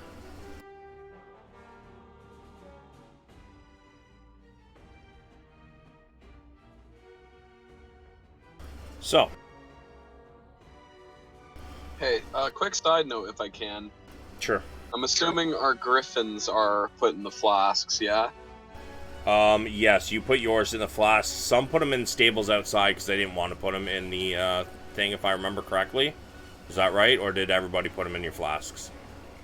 Me and Khan sent ours to go forage and hunt and stuff. Right. What did Cleek do? Cleek put his in the flask. Yeah, also. and anybody who wasn't here, Yeah. yours went in your flasks. No, three of them went off. So Cleeks went off to fly with the others. Mine's in a flask, and Val's is in a flask. I think Logs was the other one that went flying off. I mean, Cleek, honestly, Cleek wouldn't have put his in the flask without, like, you know, running it past him, whatever. If he wanted to go forage with the other three, Cleek would have let him go. It would have been his choice.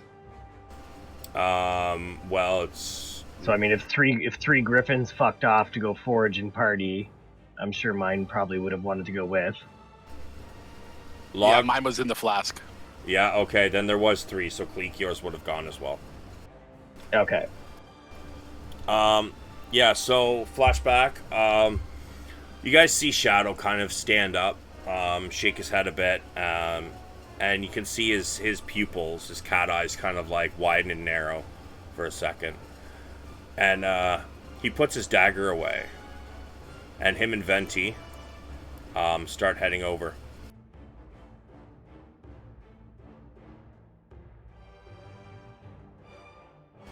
And they surround him on both sides, and Shadow comes up near Brog.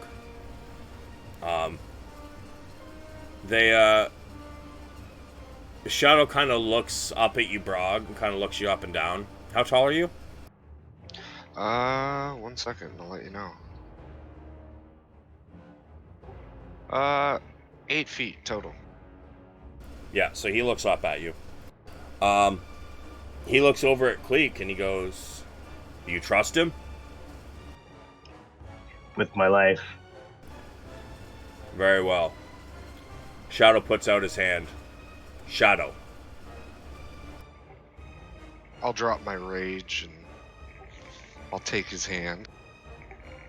Brog. Don't kill him. I need him. When I'm done, you can kill him. Well, it seems we both need him. I have a few questions myself. So, Cleek's just poised on the table behind him, still aiming an arrow. Shadow looks up at you, Brog, and he says, "Is what you need going to cause him to not be able to speak?" No. Then, you may go first. Just do me the favor and don't kill him. I also need to speak with him. And Shadow just kind of walks over and sits on this chair. Pulls out his dagger and starts kind of, twirling it and playing with it. We're going to be here a while then. I'm going to look down at him. I'm going to grab him by his collar. And I'm going to put him in this chair. I'm going to grab this chair. I'm going to swing it around so that I'm facing him. Like right next to him, like right here. Okay. I'm going to sit down. I want to know everything about this organization you work for. At that, Shadow kind of stops twirling the blade. And he's like, "If you wish to know everything, you don't need him. If Cleek trusts you with his life, I'll tell you what you need to know." I'll look over at Cleek. Oh, sorry, button. Cleek will nod. Very well. When you're done, I can dispose of him for you, if you wish. I don't see a problem with that. Isn't that right, Vestius? You'd be okay with that, wouldn't you? And Vestius is scared shitless, and he is looking between both Shadow and you, Brog. He's not even paying attention to Cleek's arrow. He is terrified of the two of you. Wonderful. Then I'll leave them to him. I'm going to go over here. I'm going to check this guy while they're talking with him. Sure. But we can handle that after. Yep. Shadow kind of comes over and sits next to him, and he motions for Venti to take the chair, this one here. And they do start their conversation. It is in kind of hushed tones. but you can see that you can definitely notice that this guy is very, very nervous, and he's kind of stammering answers at Shadow, and Shadow is getting more and more pissed.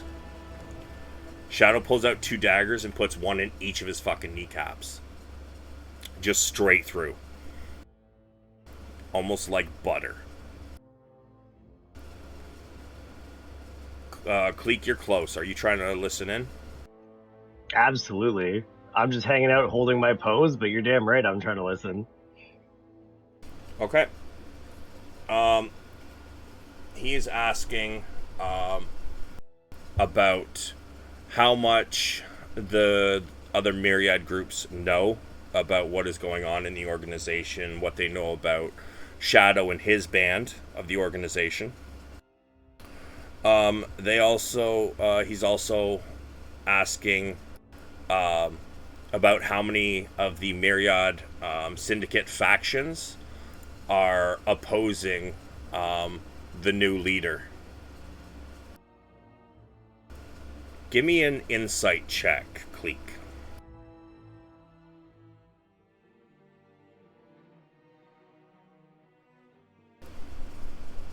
You feel like you might know who they're talking about, but it's not really coming to your mind as of right now.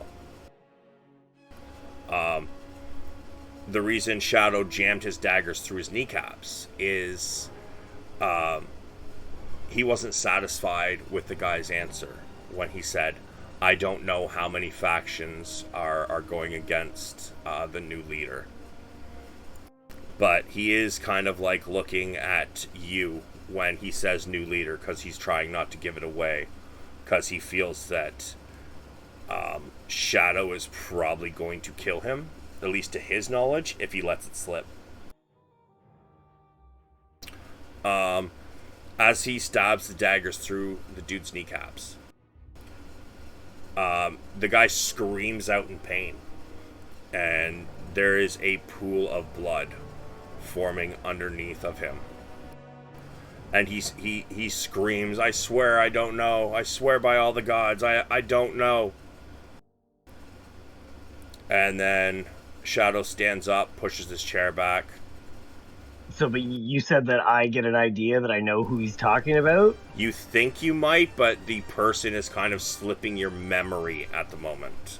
But I don't believe that he doesn't know. You know that Shadow knows, but the other person, he doesn't. Oh, okay. The other person doesn't know how many factions. He will stammer that he knows of at least 2 factions of the Myriad Syndicate are still moving against the new leader. They don't like the way she's changing things, and that she is all you're going to get for now. Shadow stands up. He's like, big man, it's all yours. Wonderful. He is going to ask you, he's going to say that probably sometime early in the morning, or actually he's going to say early afternoon, he wants to meet with your whole group. So he's going to give you a location somewhere in the city.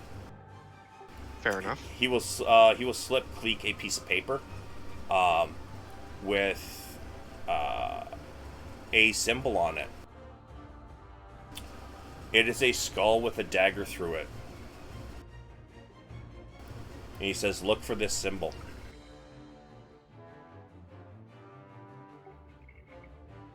Cleek will nod and reach out to shake his hand after he takes the paper. Cleek will also give me a history at advantage.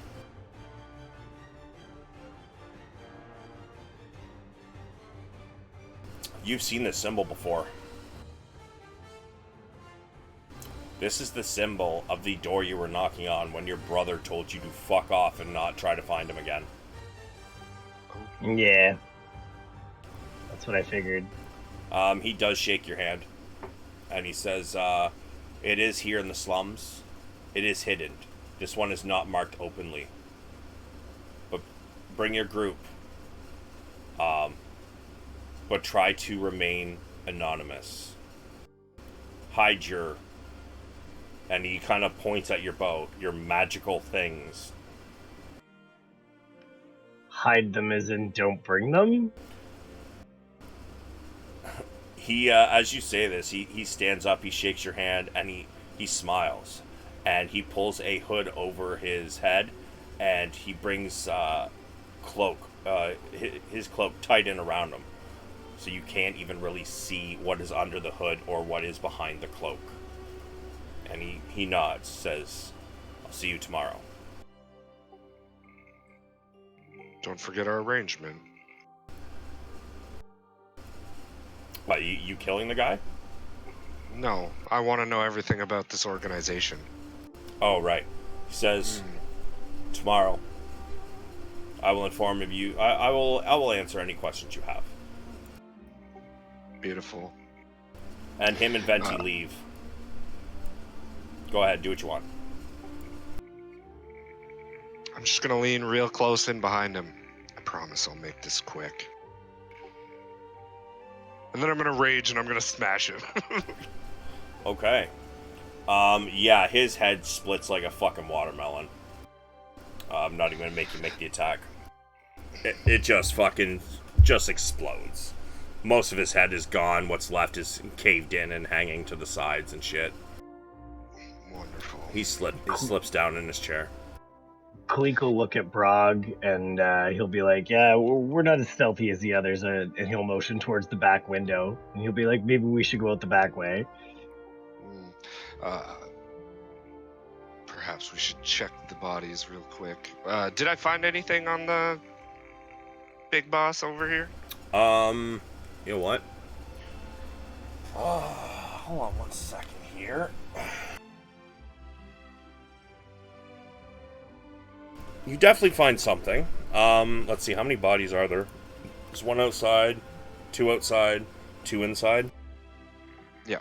Cleek, are you going to check as well? Yeah. Sorry. You both can roll me a D25 and a D100.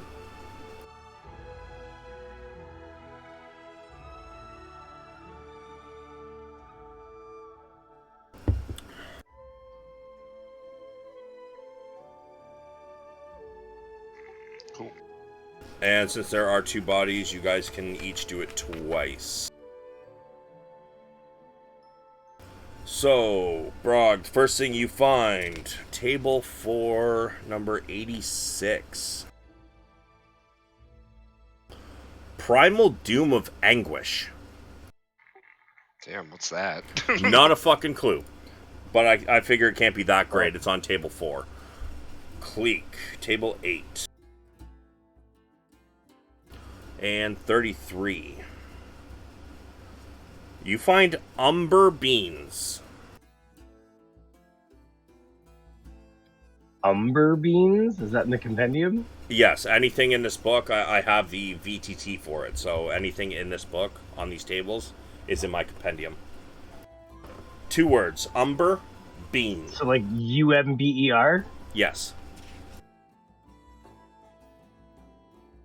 And then it's Got it. Yeah, alright.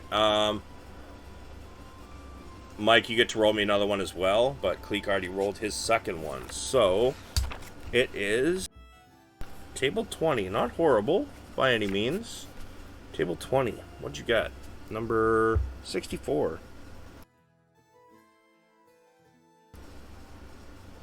Huh.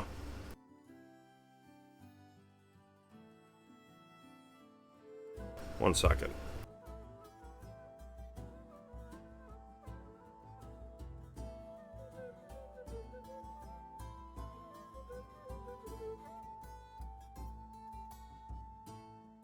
These items are, of course, unidentified. You don't know what they do yet. Fair. Let's see.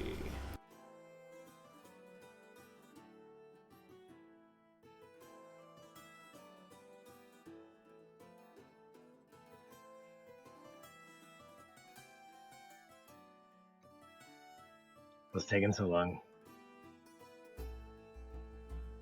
The anticipation is too much. It's too good of an item. Yeah, all I got was like being at the doctor's office. All I got was a huh.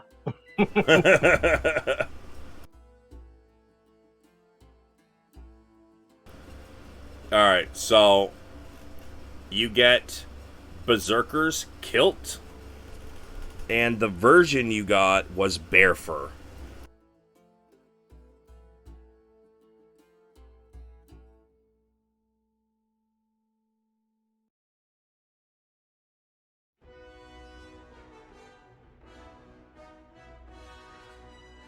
Well, that's all pretty nifty. Mike, you got table 7. Yes. Mike, we may be trading some things here.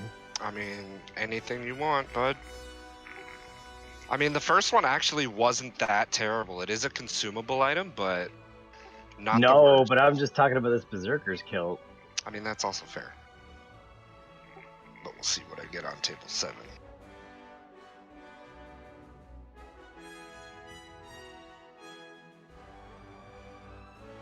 Yeah, that's actually kind of dope. But yeah, we'll see. It's an attunement slot, so I don't know how you're sitting with those, but I mean, it's pretty dope. I have attunement slots to spare, to be honest. This kilt is made from bear, which we know, so the others don't matter. But while wearing this kilt, your unarmored defense increases by 1. Oh, it's a barbarian item. It is. Yeah, and you gain additional benefits while raging, depending on the type of kilt you're wearing. Hang on, I have to reset my fucking mic. Beautiful. Fair. Bear fur. This kilt empowers your rage with the vigor of a bear. When you enter a rage, you gain 20 temporary hit points. These temporary hit points last until your rage ends. That's beautiful. Right? That's what I'm saying. Like, That is I beautiful. think you want this. I mean, I kind of do now that you've told me. I'm not gonna lie. You rolled something else. It was one. That's actually one better. But what you did roll, nobody was gonna use. Like anybody. And it. I looked at the other thing or the rarity, and it wouldn't even sell for very much. So I figured you'd probably be okay handing one off. However, the other thing, Mike, yeah, for sure. Thing you rolled, Mike. I mean, I don't know how Cleek is doing for attunement slots, but he might want this. The Periapt of Eldritch Knowledge. Ooh, okay.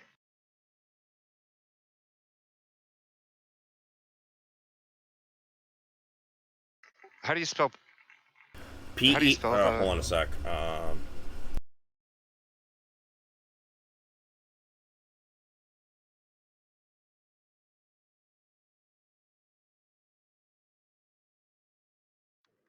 Yeah, if it's in the compendium, I spelled it way off. Periapt. Oh yeah, yeah. I fucked that way up. Same.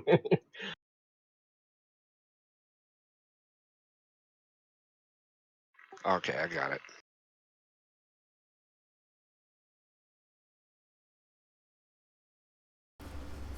Oh damn.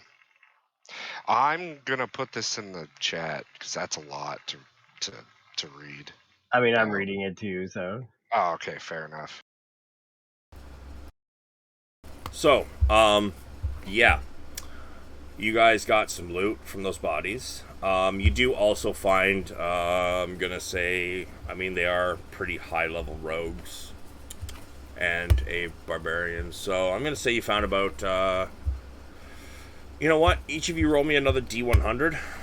Beautiful. For gold. Wow. You guys found, so 79 and 15 is 94. So I'm going to double that. You guys found 94 gold each. Beautiful. All Nice. right. So now that is done, I'm going to say that between the interrogation it took you guys about 30 minutes, probably, the interrogation, the looting of bodies and whatnot. What do you want to do? We should Yeah, cover our tracks real quick. I think.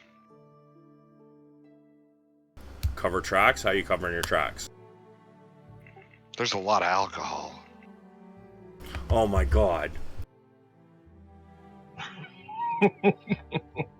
Just fucking Dude. say it, man. Please Just don't burn fucking down say a it. second thing. Do it. Just please do it. Do it for me.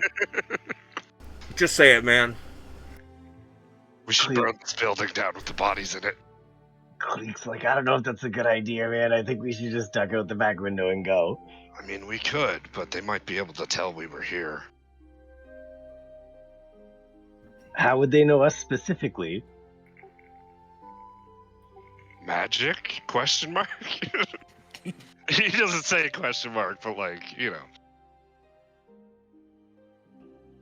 I'm just gonna shrug. Just an idea. Cleek's like, I don't know. I think we should just dip and... Let Ina be your conscience. She's going to lose her devotion to Helm if you guys keep it up. She's not there. Just do it. Trust me. Great Please. distraction. Cleek's like, you can burn it if you want, but I think we just cut our losses and duck out the back and take off. It's we need to, like, lighting it on fire is gonna cause attention as we try to get away. You're an 8-foot fucking bugbear, dude. Like, we should just try and be as stealthy as we can get with you. Brog's gonna consider for a moment.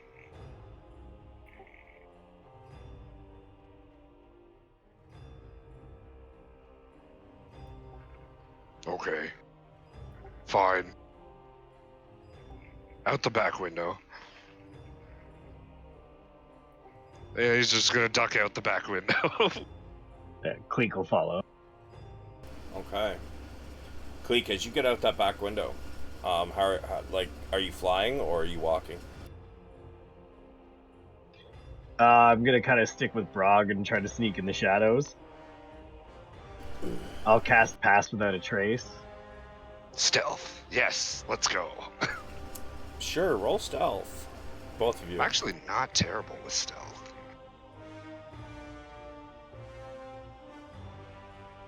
So a 21 and a 28?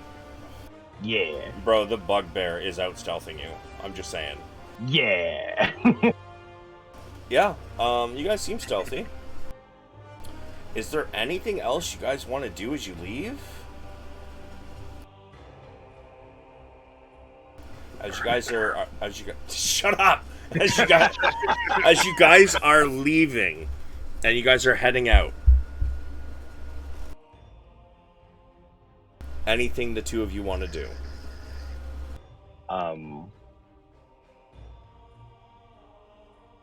Touch butts? I feel like we're forgetting something here.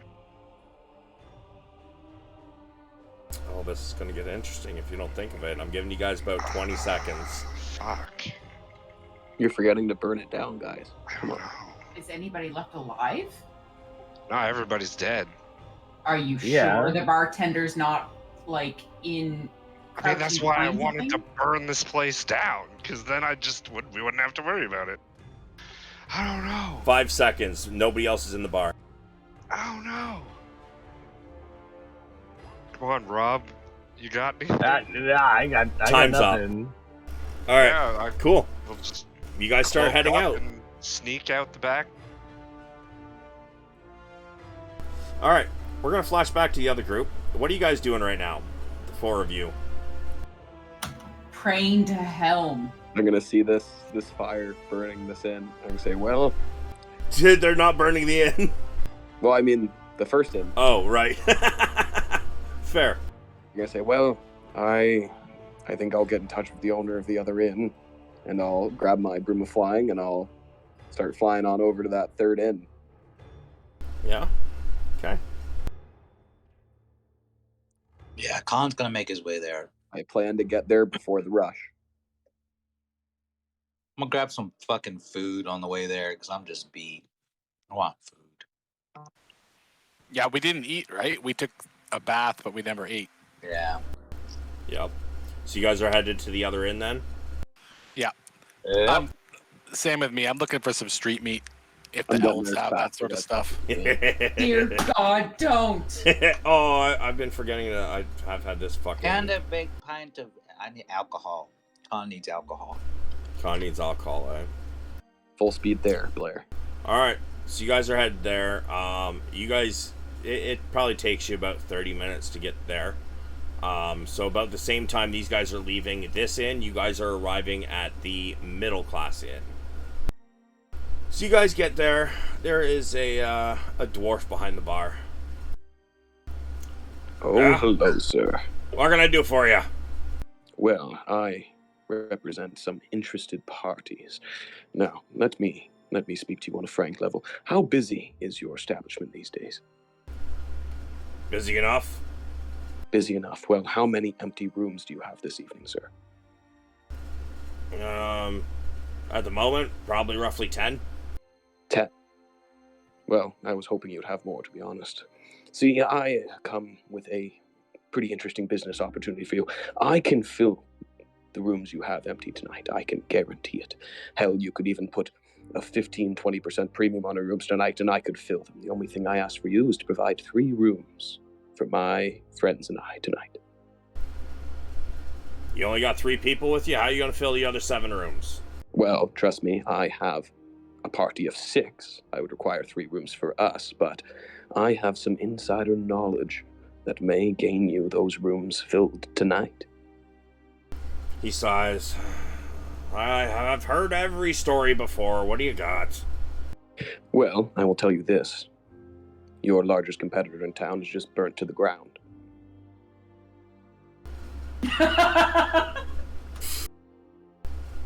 He says, is that what all that smoke was, over there in the west? Yes, and if you have a performance tonight and all of these wealthy merchants looking for a place to stay, I'm sure that provided this opportunity, you could charge a premium and make a fortune. And the catch? The catch is, you write our rooms off as an expensive business. Give me persuasion. Advantage.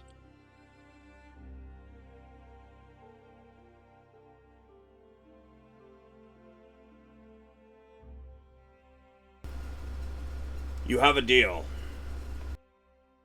I thank you, good sir. 3 rooms I for won't free. complain tonight. He says, he reaches over and he grabs 3 keys. And he looks at the instruments you've got with you. He's like, are you planning on performing then? Well, I can perform a set or 2, I'm sure. At this point, it's probably getting close to I can't remember what time it was last game, but I'm pretty sure it's probably getting close to 10. My idea was to try to grift all of these merchants that come into this place. I assume it's going to be crowded together and burnt down. Probably, yeah. All right, that's my plan for tonight. All right. He hands you 3 room keys, and he gives you these strange little wooden tokens. There is, for 6 of you, there's 6 of them that have drinks on the tokens. Looks like a painted on beer mug. And there are 6 that have what look like a plate of food painted onto them. These come with the rooms. Thank you very much. I will distribute the tokens, and I'll hand out the rooms to whatever groups of 2 want to share rooms tonight. No, those are for your allies. Is that what you mean, your allies? Yeah. Okay. It's like, alright, that's fine. Thank you, sir. I will be performing tonight. Alright, do your thing. Stage is that way. So I'll hand out the keys to everybody in the meal and drink tickets or whatever. Okay. Yeah. Did everybody go to this other inn? Yeah, but we're not as fast as his broom when we're walking, so... And we're Yeah, also I looking tried to get there apparently ahead for of time. street food. Yeah, about the time that he's finishing this conversation, you guys would probably get there. Let's see. Players by CST. Fucking No. Han finished probably like 2 kebabs and and like a fucking tankard of ale. Oh, that's right. You guys were Yeah. stopping for street meat. Ina, are you continuing on to the inn while they look for street meat? No, I will stay behind and supervise to make sure that Khan doesn't get fed any sort of suspicious cow meat.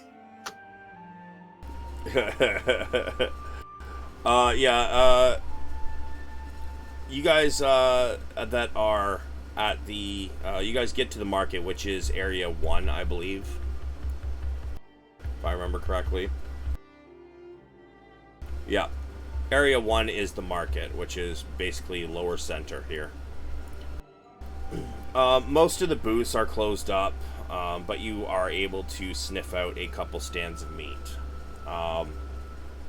There are one of the last people, it looks like he's about to close up shop, but he sees you guys headed that way. I was just about to pack in for the night. Do you all need some food? One last sale before I close up? That would depend on what you are selling, sir. Kebabs. Oh, what type? He picks one up and he shows it to you.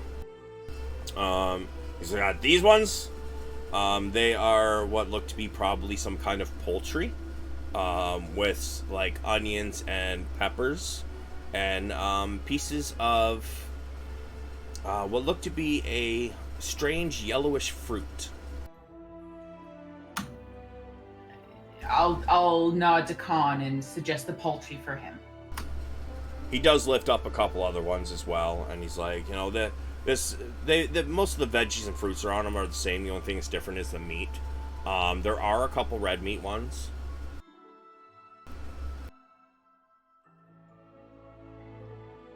What kind of red meat ones?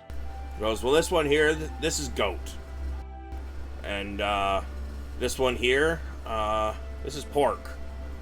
So actually, I guess the pork would be a little more, look a little bit like the poultry meat. It's kind of pinkish before it's other cooked. white meat? Yeah. Khan, some pork and chicken kebabs. He fries them up. He's like, how many of these kebabs y'all want? He's gonna look to his group. Khan's gonna look to see who wants what. I'll take one chicken, please. I raise 2 fingers and I just say goat. Oh, there you go. So I'll take the Are you 3 getting your chicken, 2 pork, 2 goat. He's like, got the hunger tonight, eh? And he throws them on the grill, and they smell delicious. And he starts basting them in a sauce. And he's like, while he's cooking, he's like, that's 7 silver, please. I'm gonna give him 10 gold. Does he have alcohol? He's like, wow, are you sure? 10 gold? That's a lot, man. It's like what I make in a week. You were closing up and decided to open up for us, so it's appreciated. I mean, very well. Unfortunately, I do not have any alcohol, but he does point you in this direction. Says, there's an inn over there. They're sure to have alcohol. Probably some wines, maybe some dwarven meads. Thanks. Khan's gonna just wait till the food's ready and then pass it all out to everyone and start walking to the inn. It's like, oh, come again any time, please. It would be, you know what? The next trip, man, 5 kebabs on me. What do you say? Come back anytime. Thanks, man. Thanks. Routine. You'll be safe. Ina will nod her thanks as she munches on the kebab. Okay. And Val, what are you doing? Well, because they didn't get there as soon as I thought they would. I forgot they were stopping. So what are you doing in the meantime? In the meantime, I'm going to go into each of the rooms, and I'm going to set up small, ridiculous booby traps. Then I'm going to come out, and I'm going to string my instruments, and I'm going to get ready to play, and wait for my compatriots to arrive. booby traps. First off, what are you using? And what are... Man, I'm gonna need some descriptions on this. Okay, like for instance, I'll go into the kitchen and I'll get some flour. I'll purchase some flour if I have to. I'll set something up so like I'll dust the pillowcases so they look white, and then you sleep on them and your face gets covered in flour. Just stupid shit like that. Okay, so you're gonna go steal some shit out of the kitchen? Well, I'm not gonna steal stuff. I'm gonna request to purchase it. He's willing to give you like a bag of flour and string and shit. It's more than enough. I'm gonna set up like tripwires, bells. I'm gonna see if there's some feathers. I might figure out some sticky feather situation with the flour. As you're handing over, or as he's handing over the flour and string and fucking bells that apparently he just has lying around his inn, he is going to say, Winter first festivals. off, he's going to say 5 gold. Secondly, he's going to say, as he hands them to you, he kind of like grips them tighter as you go to reach for him, and he leans in. He's like, "Do not fuck up my rooms." Oh, not to worry, sir. But I assure you, just a little gentle fun. He hands it over. So yeah, you can spend the next little while doing that. By the time it'll probably take you a little time to get. How many booby traps you setting up? I'm gonna set up at least one in each room, just because I don't know how the keys are gonna be dealt out.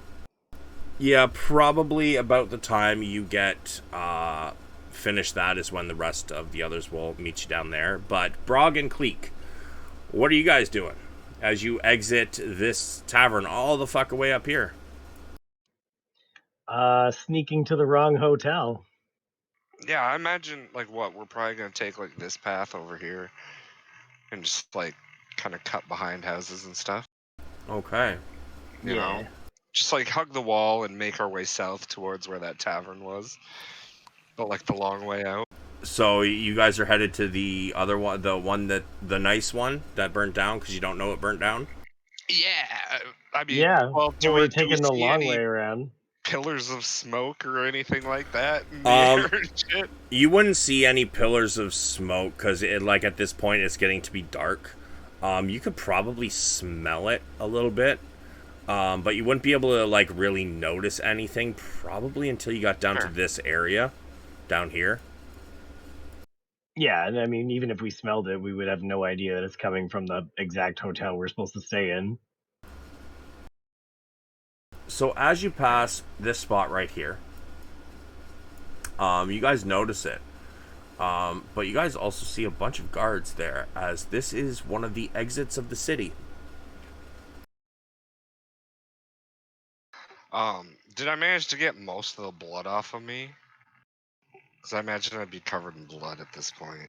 Brog clean. Oh, you did say that. So Brog cleans blood off his furs best you can while he and Cleek make their way.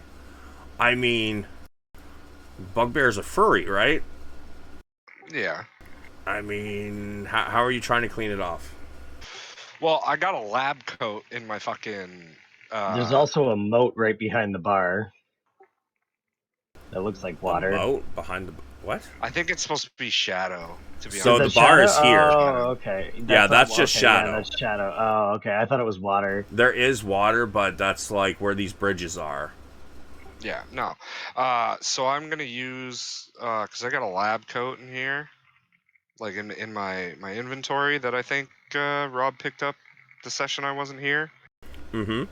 And I'm gonna soak it with water for my water skin, and I'm gonna like kind of towel myself off. And I do have brown fur, so Okay, so I'm gonna get the worst of it, and then. Okay. Yeah. So you put the water on the towel and try to scrub it off, is what you're saying? Yeah, I'm just gonna soak the lab coat with my water skin and then just like rub myself down as best as possible. So you I'll are help aware. him with his back.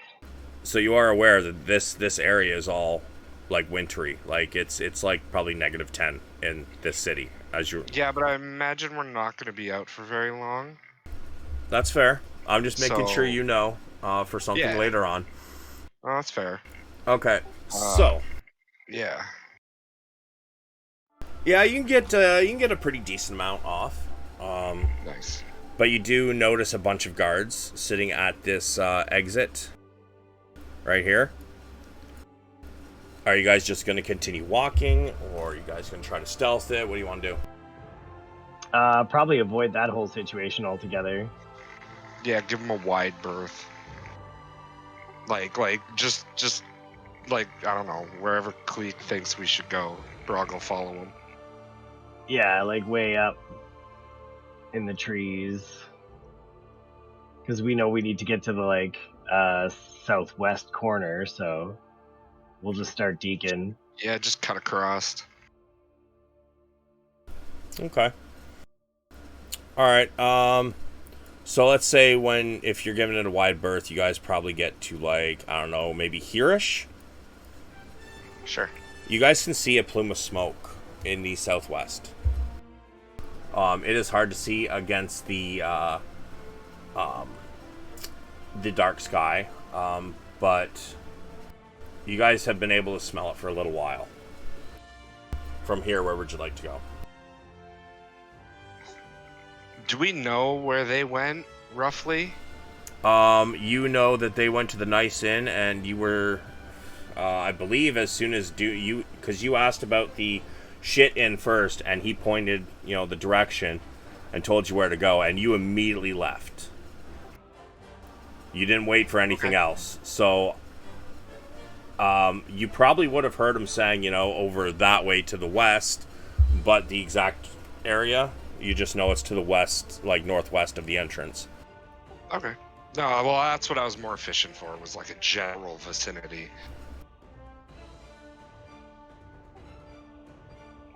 Yeah, I mean, at this point, Cleek would recommend to keep to the trees, so I would want to move, down this type path direction. Yeah.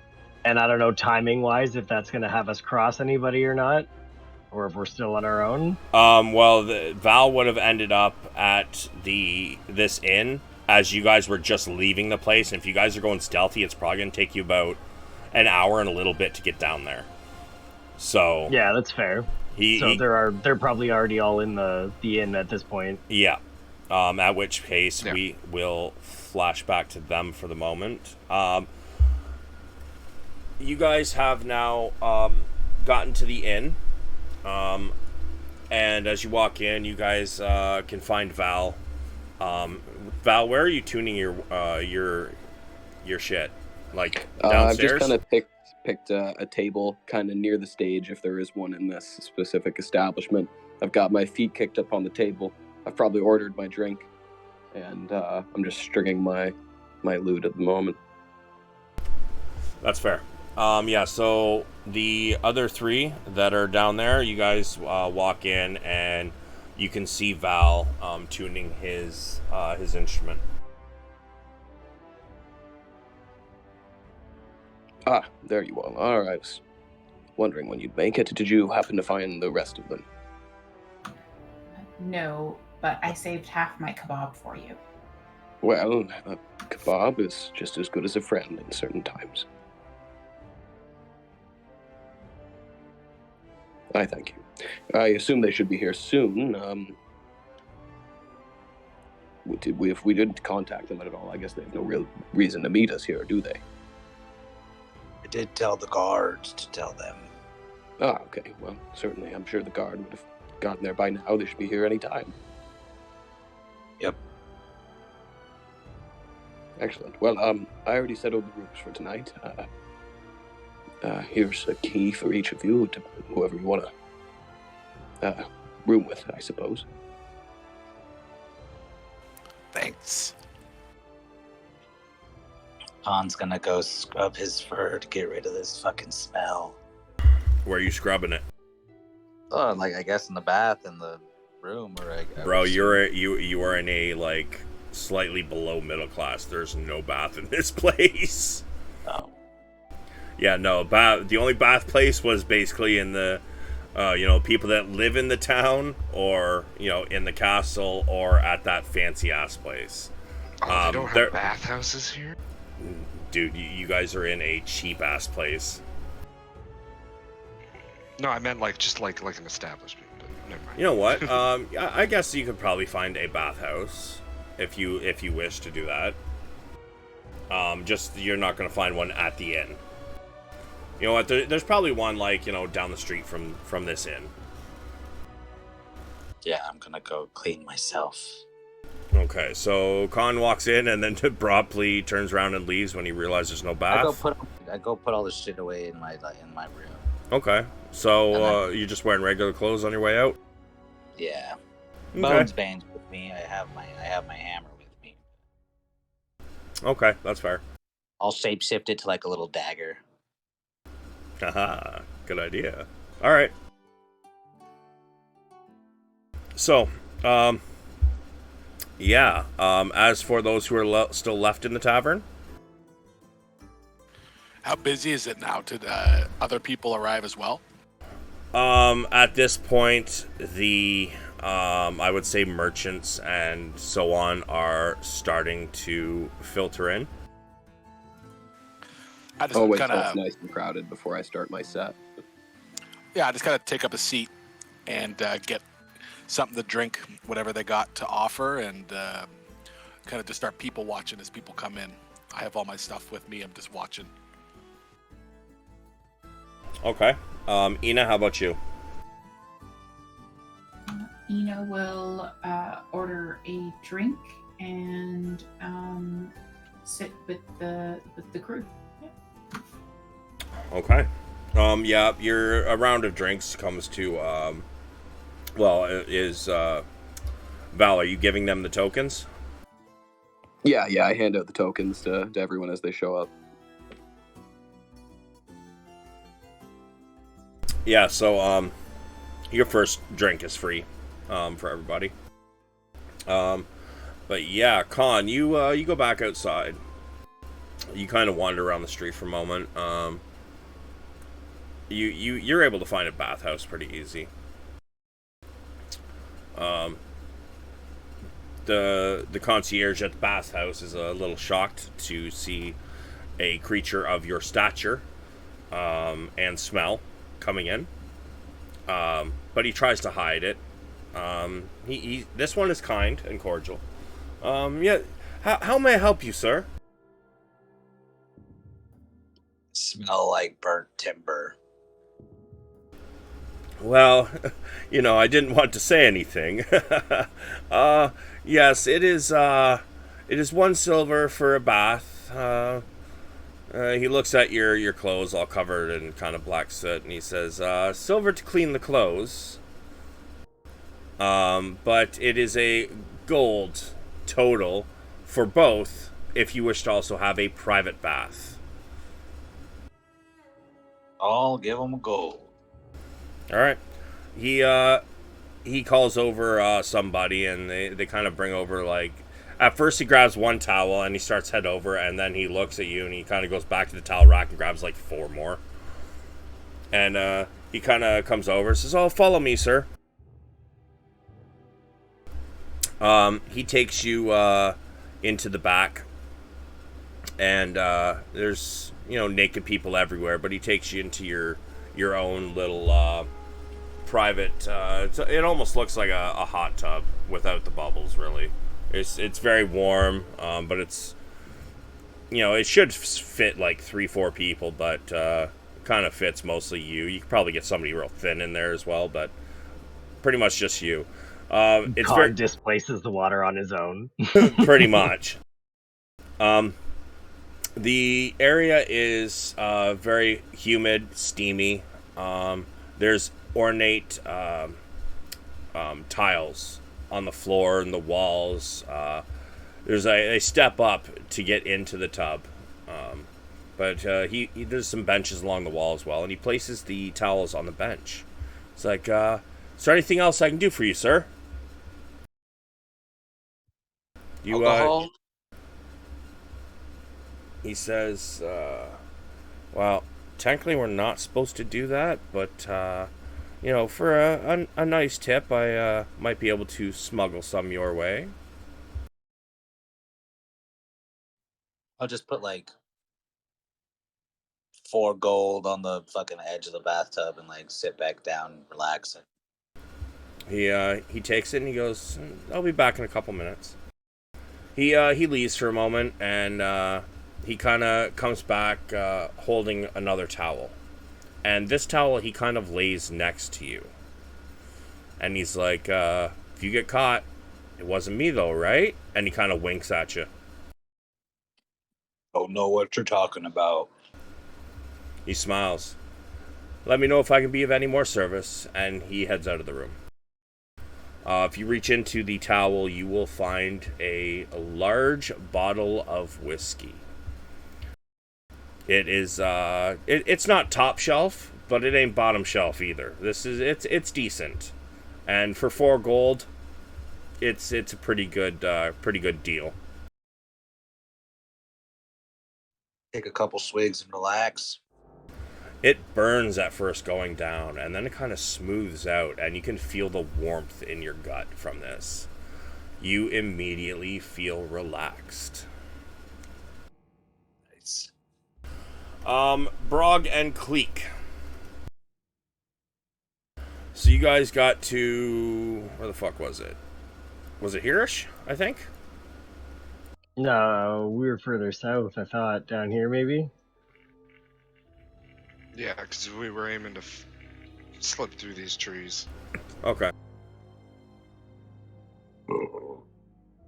So you guys can definitely hear there's a ruckus going on somewhere behind you. It seems to be an inn. And from your distance, you still can't tell where the smoke is coming from, but you can smell burning. And I would like both of you to make me a perception check. I am most perceptive. Samesies. Shit, hang on. Okay.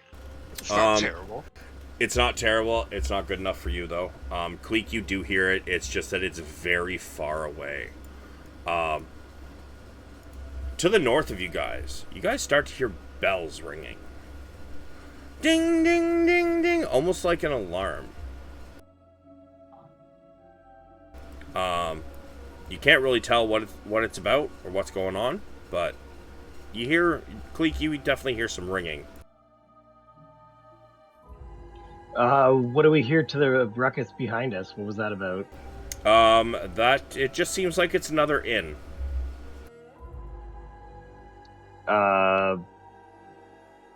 That's all we hear is just an inn? Yeah, I mean, he said he's not playing yet. Yeah, that's fair.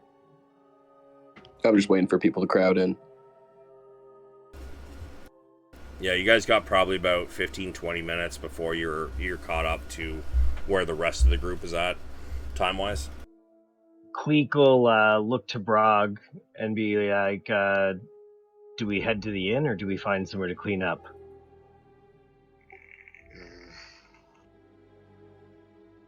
Can we tell there's anything going on, like, over where the inn is supposed to be, or are we still not close enough to know we're near an inn, even? You know what? I would say, from where you are, give me another perception check to both of you. Yeah, okay. Yeah, I figure you said the inn is 3 feet, or 3 stories at least, so... Oh, you mean that one?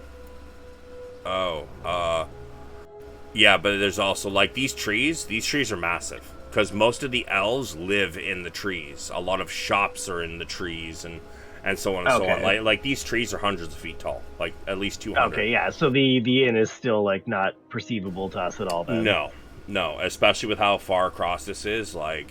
Yeah. Consider this, this city kind of like... I don't know, like the size of Brantford, probably. Like, the whole city. Because the population is about the same, right? Fair enough. Yeah. So, with a 27... You know what? I would even give it to Brog with a 17. You guys see what looks to be a bunch of richly dressed people. Kind of seem very pissed off. They're heading towards this inn. Looking at these people, you would definitely see, they probably have some gold rings and necklaces, very finely made robes and clothes. These are not the people you would expect to be in this area. Cleek, you are able to actually hear one of them bitching about, put all that money for a fucking night up, and the goddamn thing burns down. It's some bullshit. He's probably the angriest one, and he's kind of leading the merchants, or what you would probably assume to be rich, nobles and merchants, towards this inn.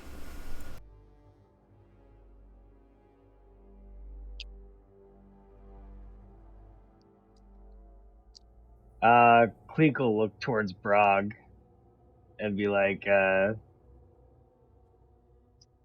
seems the inn we were supposed to stay at has burnt down. I think we should follow these merchants and find where they're headed. It's fair. I need to clean up anyways. Alright, let's go. And they'll head off in the same direction as the merchants, just kind of like, merge into the line out of the bushes. You're gonna... Just gonna try and slip in there. Oh, you're gonna try... oh my god. You guys are trying to, like, act like you're part of this group? Well, no, not like act like we're part of them, but just like, casually head in that same direction. Okay, so you're not like, walking right with them, you're like trailing a ways behind. Yeah, kind of falling behind them, kind of. Yeah. Away. Fair enough. It takes you guys about 20 minutes. When you get to the inn, what are you doing? Go inside. Yeah, take a look around, see what kind of folk are in here. Presumably see our friends, possibly Val performing at this point. At this point, you're pretty much reaching about the same time as when their last thing stopped. So, you can walk in and you spot them easy enough. They kind of stand way the fuck out compared to most people here, right? But yeah, Val's just finishing tuning up his thing, and you guys have just kind of seen Ina and Log sitting down, having some drinks. You don't see Khan, though. Yeah, I mean, I guess approach them and say what's up. Stand up and toss Cleek a key and the tokens for whatever beer and food and whatever, and says, "We're doubling up tonight.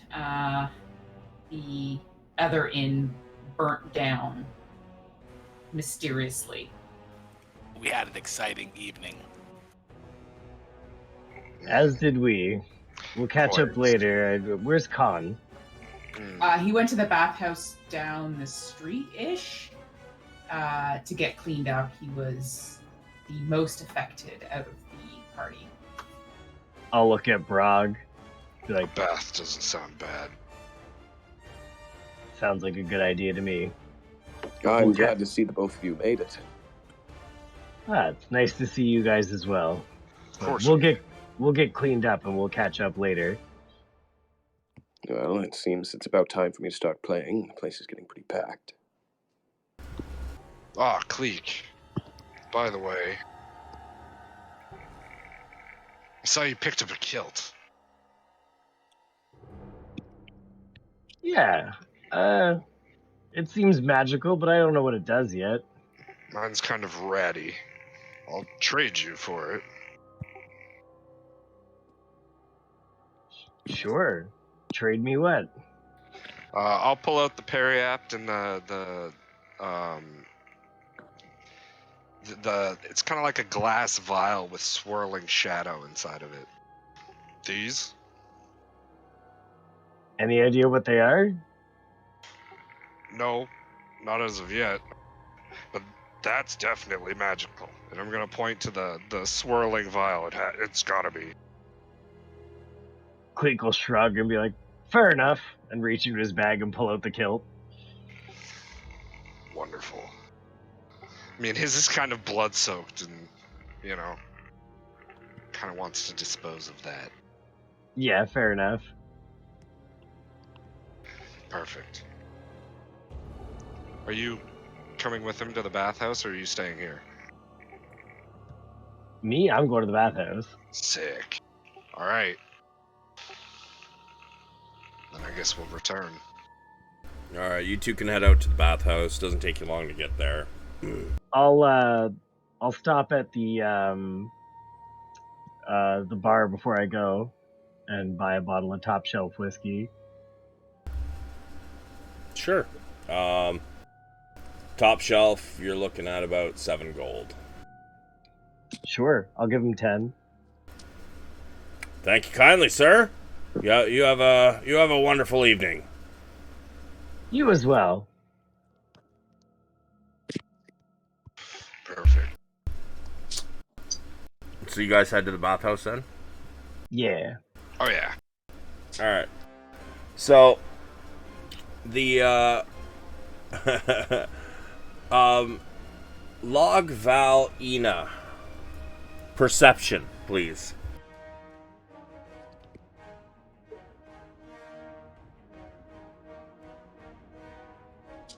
I've like fully stowed the bottle of whiskey, by the way. I'm not just like walking with it. That's fair.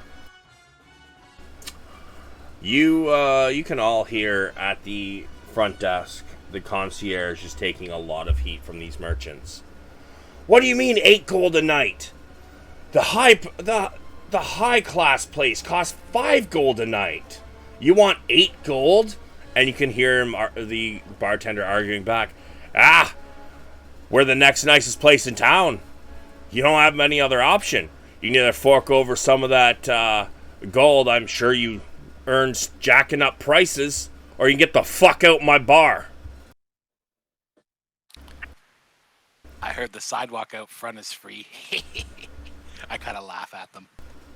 The one of the merchants hears you and kind of glares over at you, and he just takes like a handful of gold out of his pocket and just like slams it on the desk. He's like, give me my fucking key.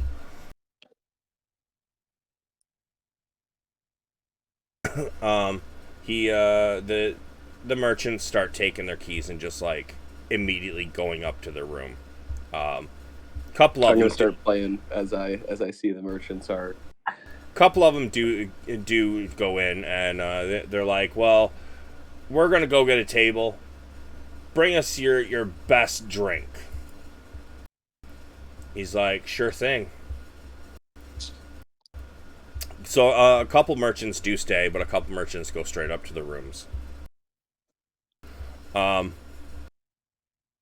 So you head up to the stage and begin playing.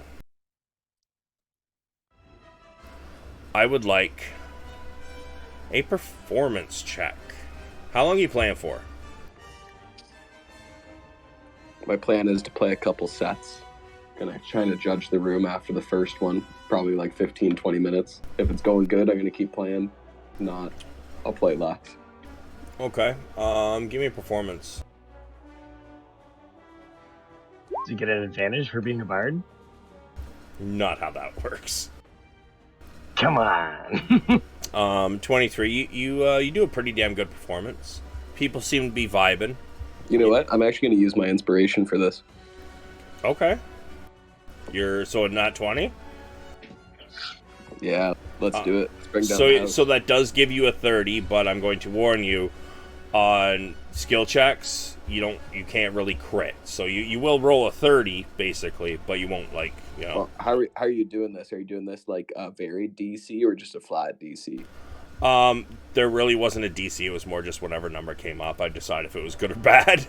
Okay, well now it's a perfect roll. It's as good as it possibly could be. You should have saved that for the encore. Nope, that's fine. We want to start strong. We want to keep their attention. you start busting out some serious jams, bro.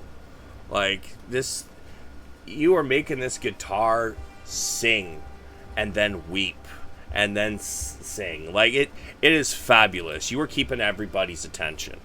Even the merchants are kind of, vibing to it. They seem to have calmed down a bit. This display is pretty good.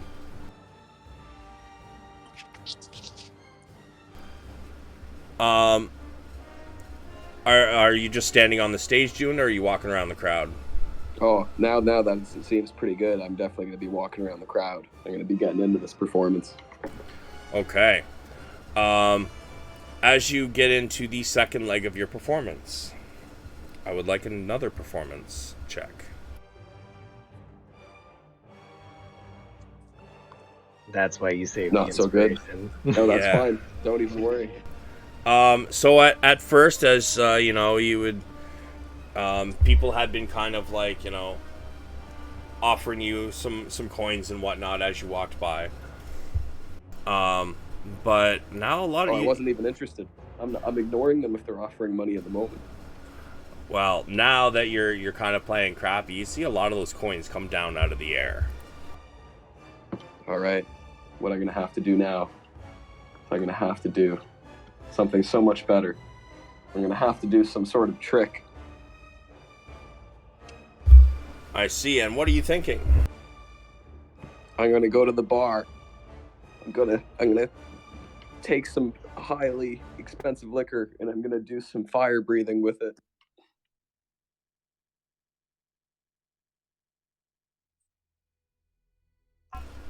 So you're like taking a break from your loot and doing some fire as breathing. I'm playing, I'm gonna walk over there and then I'm gonna take a drink and I'm gonna do the fire breathing thing. Where are you getting the flame? I'm gonna use a candle. I'm assuming this place is candlelit. Yeah. Give me another performance. See what happens when you try this. No. Edith's gonna face palm. So That's funny. you are lucky. If I don't do crit successes, I also don't do crit fails. So you did roll I an figured 11. as much. That's why I figured it didn't matter. So you have a mustache, right? Kind of, sort of. Yeah, you don't have it anymore. It's okay. I'll be back later. But as you're doing that, you can feel the heat on your face, and it doesn't catch fire. It doesn't like actually burn, but it does sting a bit. And you can, as you're breathing, you can smell your mustache is burned off. All right. As part of the trick, what is left of my facial hair will turn stark white. Huh. I see what you're doing. Okay. So suddenly, what very little is left, and I mean very little, turns completely white. Well, that wasn't supposed to happen. I would like a... Are you going to continue trying to play? Yeah, I'll just play it off. Alright, give me another performance. It's better. Still not fantastic, but, after that failed magic trick, and, you didn't realize it at first, but you almost burnt some of the patrons of this place. I breathed it in a little. I kind of coughed. You continue playing, and your playing picks back up a little bit. You're doing all right, though. You're doing all right at the moment. This is probably about an hour and a half into your performance, by the way. Jeez. Yeah, because I like for this, I was kind of doing Segments. Well, actually, I would guess if probably about an hour. So an hour of playing with one little brief moment of fire breathing that failed drastically. It was still okay with a +10. Yeah, I mean, It couldn't have been any worse, but it definitely could have been better. Very much so. But yeah, so yeah, people kind of clap and whatnot. During his performance, what are Ina and Log? What are you guys doing? Ina's holding her breath during the fire display and kind of like palms her forehead. Give me a perception check.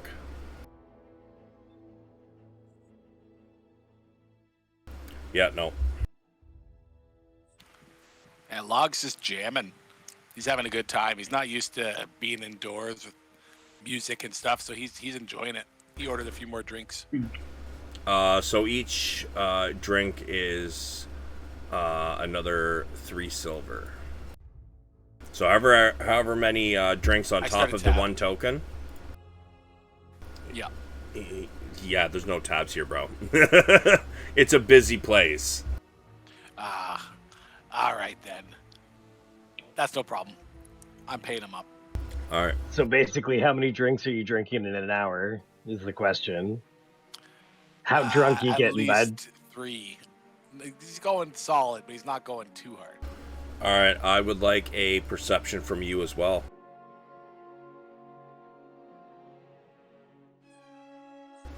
You notice that after the fire-breathing incident,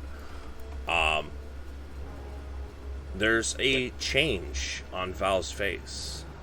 What hair is left has turned a stark white.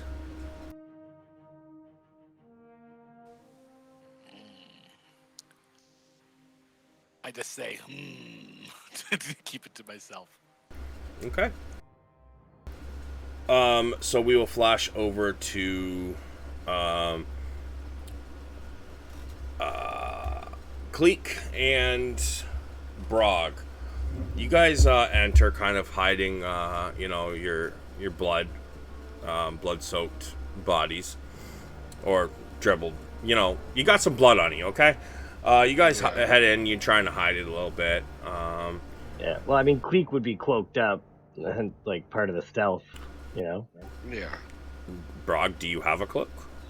Nah, he just fucking smothered his shit in blood. That Well, was I his mean, cloak. I did try my best to rub as much of it off, but Yeah, he would probably just look like he has wet matted fur. yeah, It would probably It be is- all fucking frozen shit by now. it is brown too. So Oh, damn. I wore the brown pants today. So, this at the front desk, you guys walk in, and he can definitely notice the the cloaked figure, and this large bugbear standing in front of him. He's kind of towering over him. He's, hello, can I help you? Yeah, Cleek, upon entering, would have like dropped the cloak off his head. He's not trying to like creep into this place like a weirdo.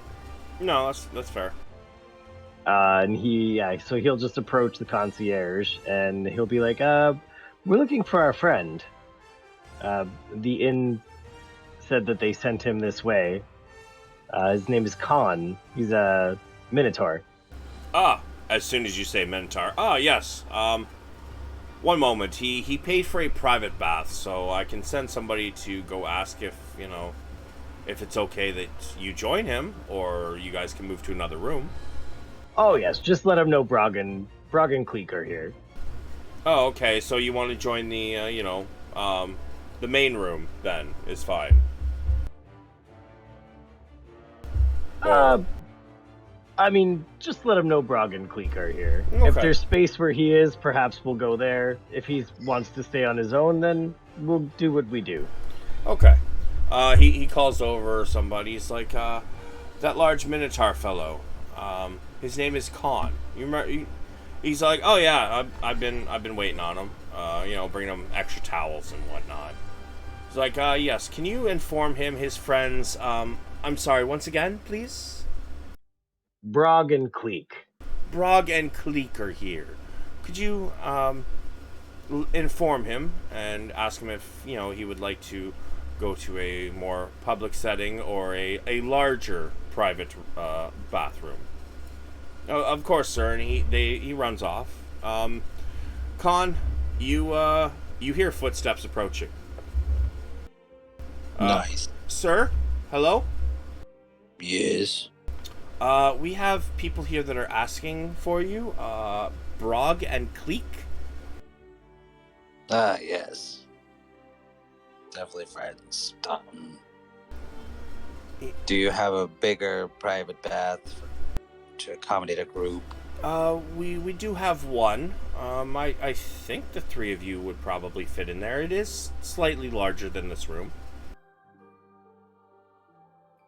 I'll take it. Okay, excellent.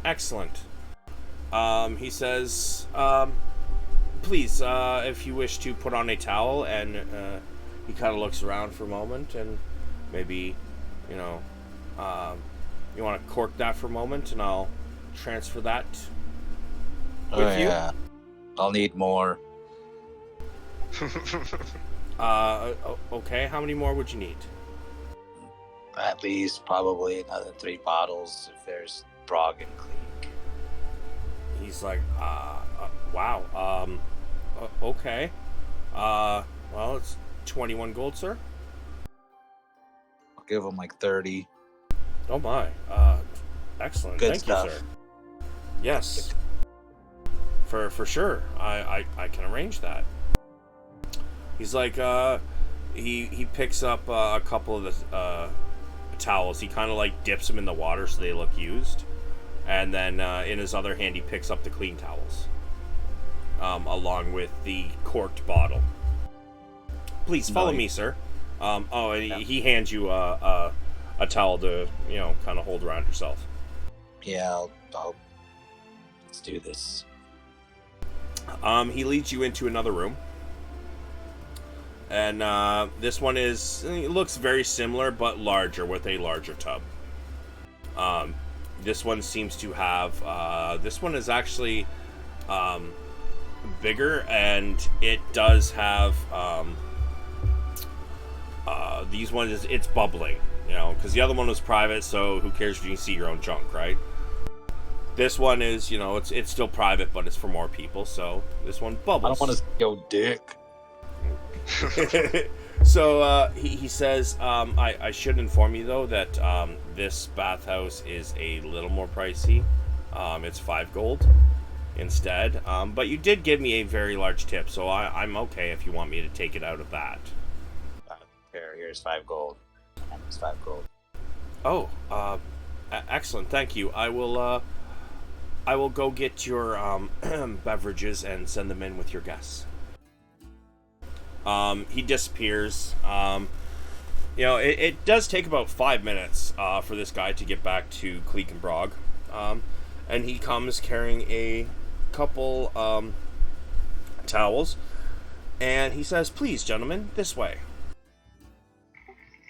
Very well. He leads... Before we walk away from the concierge, Cleek will hand the concierge 5 gold and be like, this is just an inconvenience fee for transferring our friend. We appreciate it. Oh my, I appreciate it. Thank you very much. If you guys need anything else, Petrie here will be assisting you. And it's wonderful. The kid kind of nods to you. He says, yes, right away, sir. And he leads you guys into a room with Khan. He seems to be carrying about 6 towels. And he sets most of them on the benches in the room. But he does set a couple on the step below the rim of the bath. And he says, your friend here has, Mr. Khan, has requested something special for you guys. And he says, so these towels, be very careful with them if you don't mind. Reach into them very gently. There's something a little heavy in there, and please do try to keep it hidden. Cleek will pat Petrie on the shoulder and hand him 10 gold. And he'll be like, Thank you, son, for your troubles. Ah, not a problem.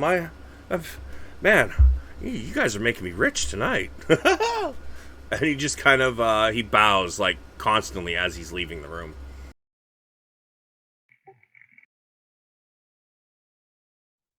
Gentlemen.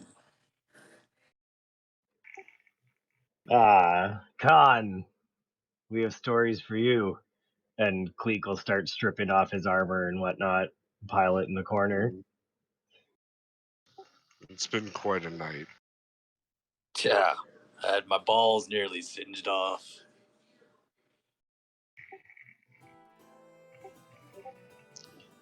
We Well, disposed of an adventuring party, and we have a meeting with Shadow.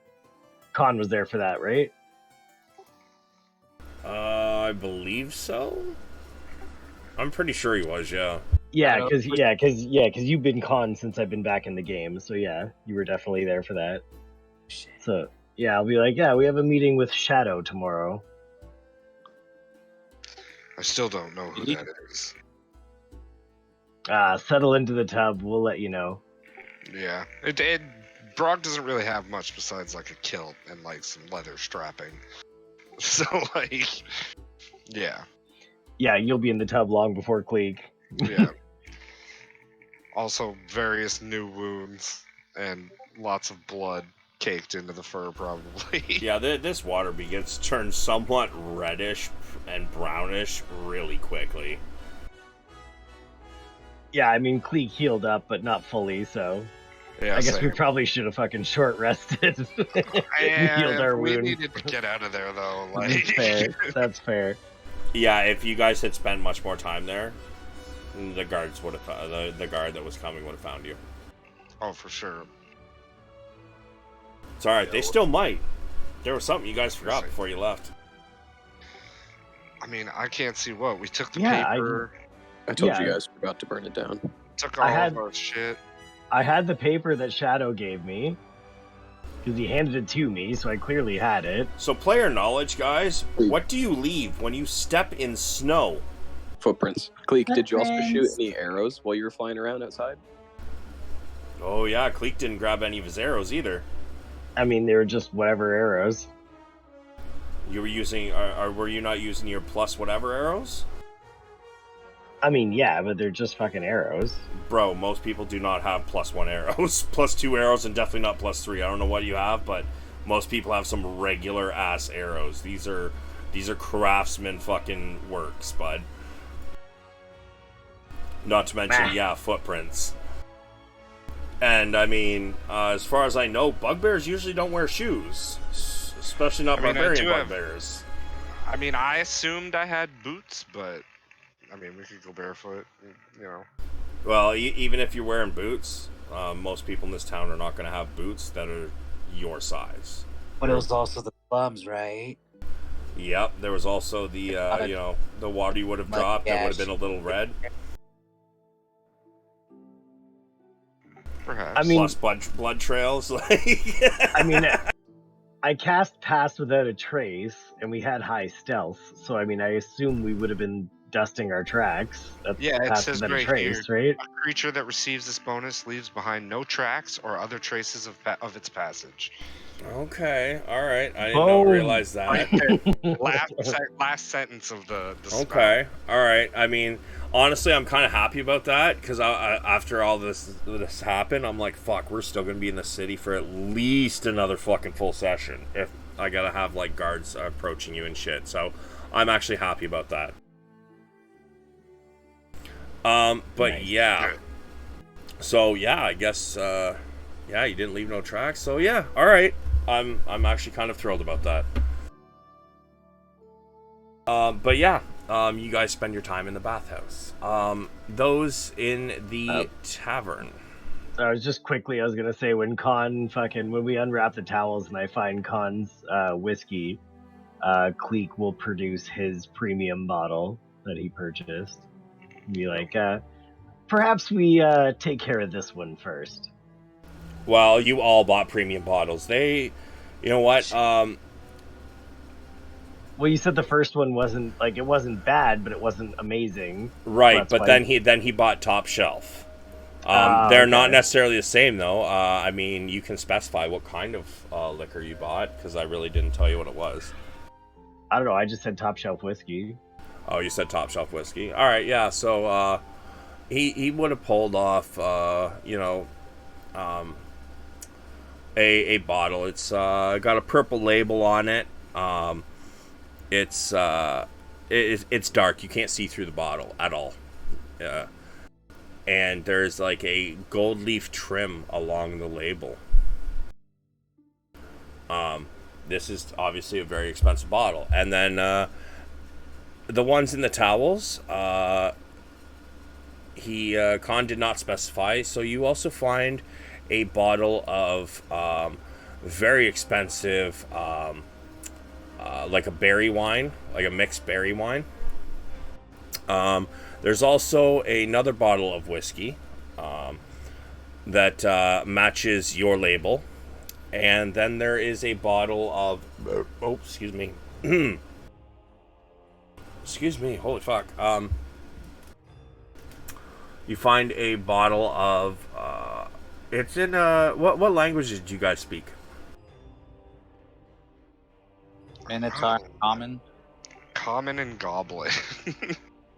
Aarakocra, Oran, and Common, and Elvish, and Infernal. Wow. Okay. I got a lot of languages. Yeah, nobody reads this language. So this is an Elvish city. Yeah. Imported. Yeah, Son man. of a bitch. The highest price shit is imports, right? Fair enough. Yeah, so the last one you guys can't read. As long as it tastes good. Yeah, so you guys sit in the tub for a while. We're gonna flash back to the others. Val, are you still playing? If the crowd is still seeming good, I'm going to keep on rolling the dice. All right, you're at this point. You're about an hour and a half in. You can give me another performance.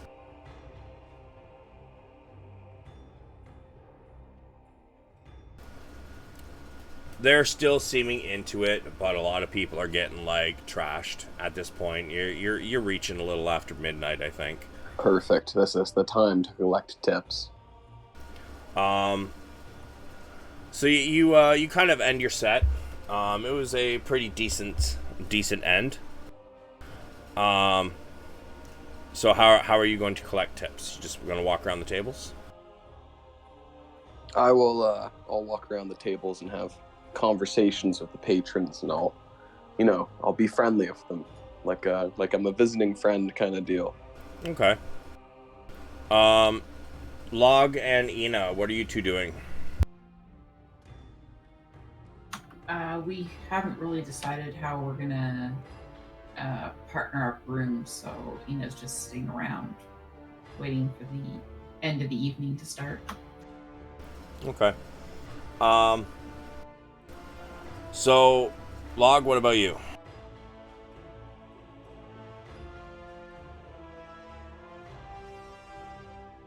Log AFK?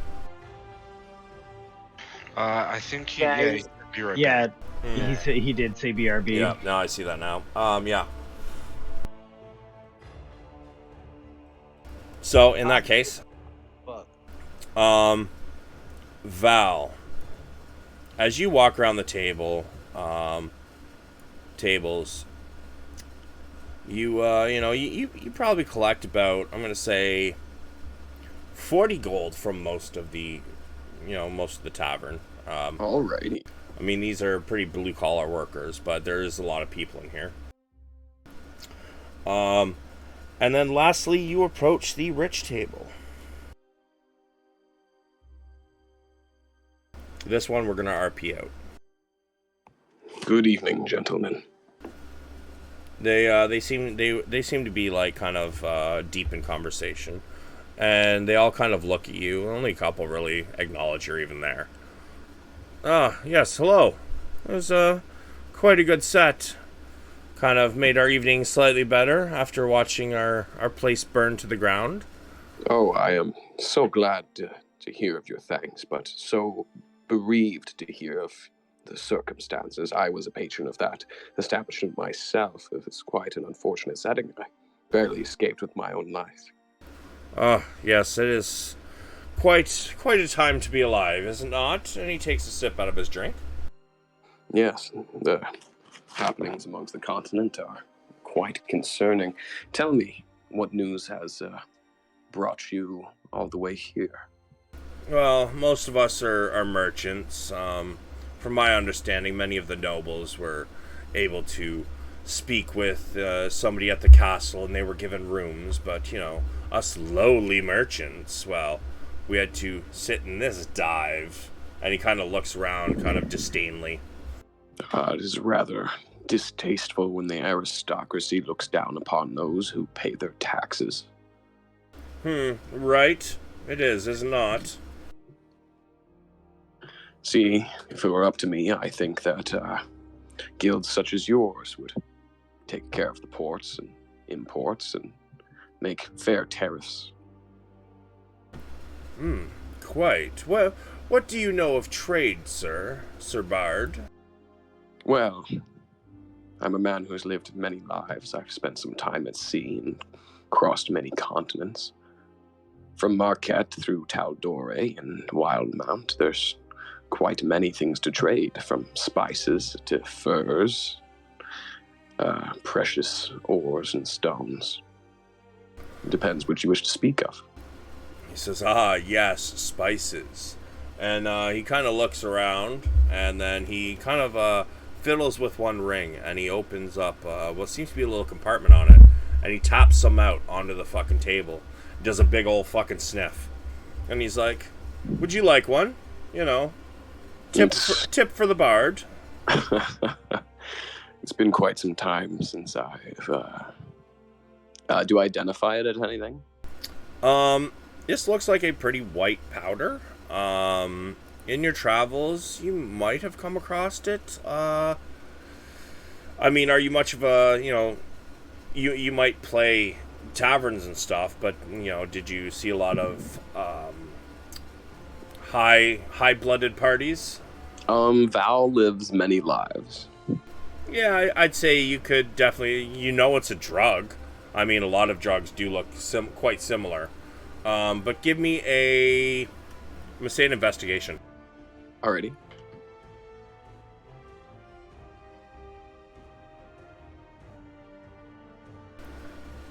Yeah, you're pretty sure this is upper, maybe with a touch of hallucinogenic properties. The exact name kind of slips your mind at the moment, but you have seen it around.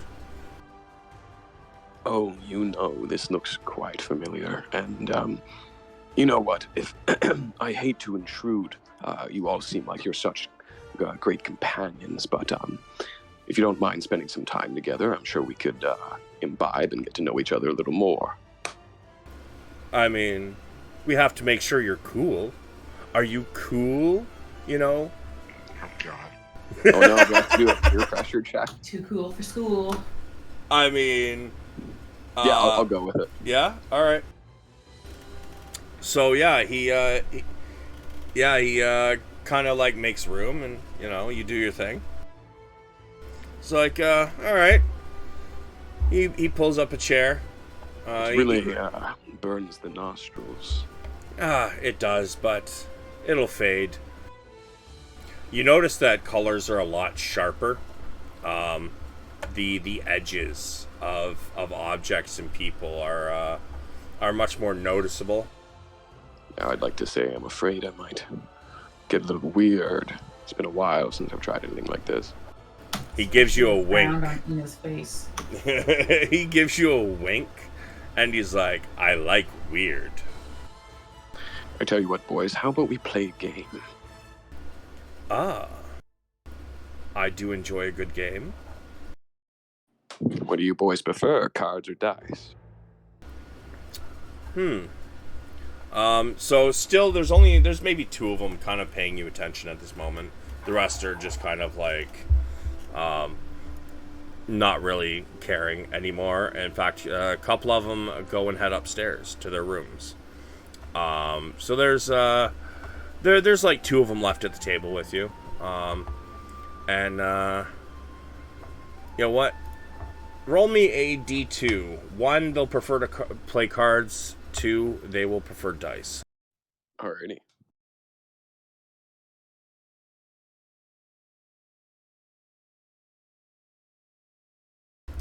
Dice. I enjoy games of chance. Alright, I'm definitely cheating at dice because I have proficiency in dice kits. Okay. So, with that, we are going to flash back to the other 3 for a moment. Cleek, Khan, and Brog. It looks like you guys are getting ready to leave. Yeah, kind of washed Yeah. up, drank. We'll take whatever alcohol is left. I How much guess. is left? I mean, That's a solid question. that is a good question. We had what, a total of 5 bottles? How many did we drink? And I mean, Con and I are pretty big and beefy.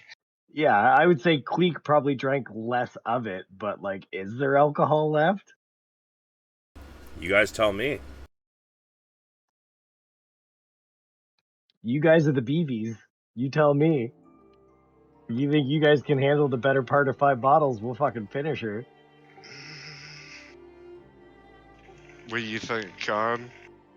I mean, Khan was definitely drinking heavily because he had a rough night. So. Yeah, and Brog doesn't go light, typically. So, Yeah. And like I said, I'm Cleek, 6'10", like fucking, what am I, 6'10", and I'm, but 3'10". so 5 bottles. Cleek would have drank his like size proportion, we'll say, of the 5 bottles. So we're And- all equally as drunk. Okay. So, Yeah. Cleek drank a bottle. The other 2 of you drank 2. Yeah, That sounds good. That sounds all right. All right. So this DC is going to be fucking high because this is premium shit. Let's go. All 3 of you Fucking con send it. saves at disadvantage. Okay. So remember, you're basically in a hot tub. 24. Okay. 22. No, it's 11. So you said Right, disadvantage. disadvantage. Yes. Oh. You guys don't Damn. realize it until you stand up. Brog isn't doing too bad. He's definitely drunk. Almost on the verge of seeing double, but he doesn't really stumble. Cleek and Khan, you both go to stand up out of the tub, and everything starts fucking spinning. And you guys just fucking flop right back down. Like you can barely stand. Can I, Cleek- like, Cleek hoist? will just start fucking bird laughing. So, the only thing is, with Constitution saves, they can crit success, which means they can also crit fail. Cleek, you start bird laughing. Con, as you fall back in, everything starts spinning harder and harder. I would like another con save at disadvantage from you. Cleek, as you are laughing, all of a sudden you hear a strange sound, and the Minotaur just goes. Oh, fuck. Oh, goddamn. Just yaks in the bathtub. Yep. Damn. Yep. Am I still in the bathtub? Yeah, you fell back into it and were laughing. Cleek's just gonna laugh even harder as he tries to climb out of the tub. Brog, you were already standing and you weren't having any problem standing, so as this happens, what are you doing? I'm just gonna step out Okay. of the tub before Yeah. his vomit floats over to where we are. Yeah, Cleek's Oh, like, bro, he's this was so projectile. Like, yeah, it like hit the water and like it starts splashing everywhere. Like, Oh, if yeah. you're quick enough, you could probably get out, but Cleek is sitting down. Cleek ain't getting out before it hits him. Would you count this as, like, do I have to make a dex save to dodge out of the tub? I'm gonna say yeah. Would this count?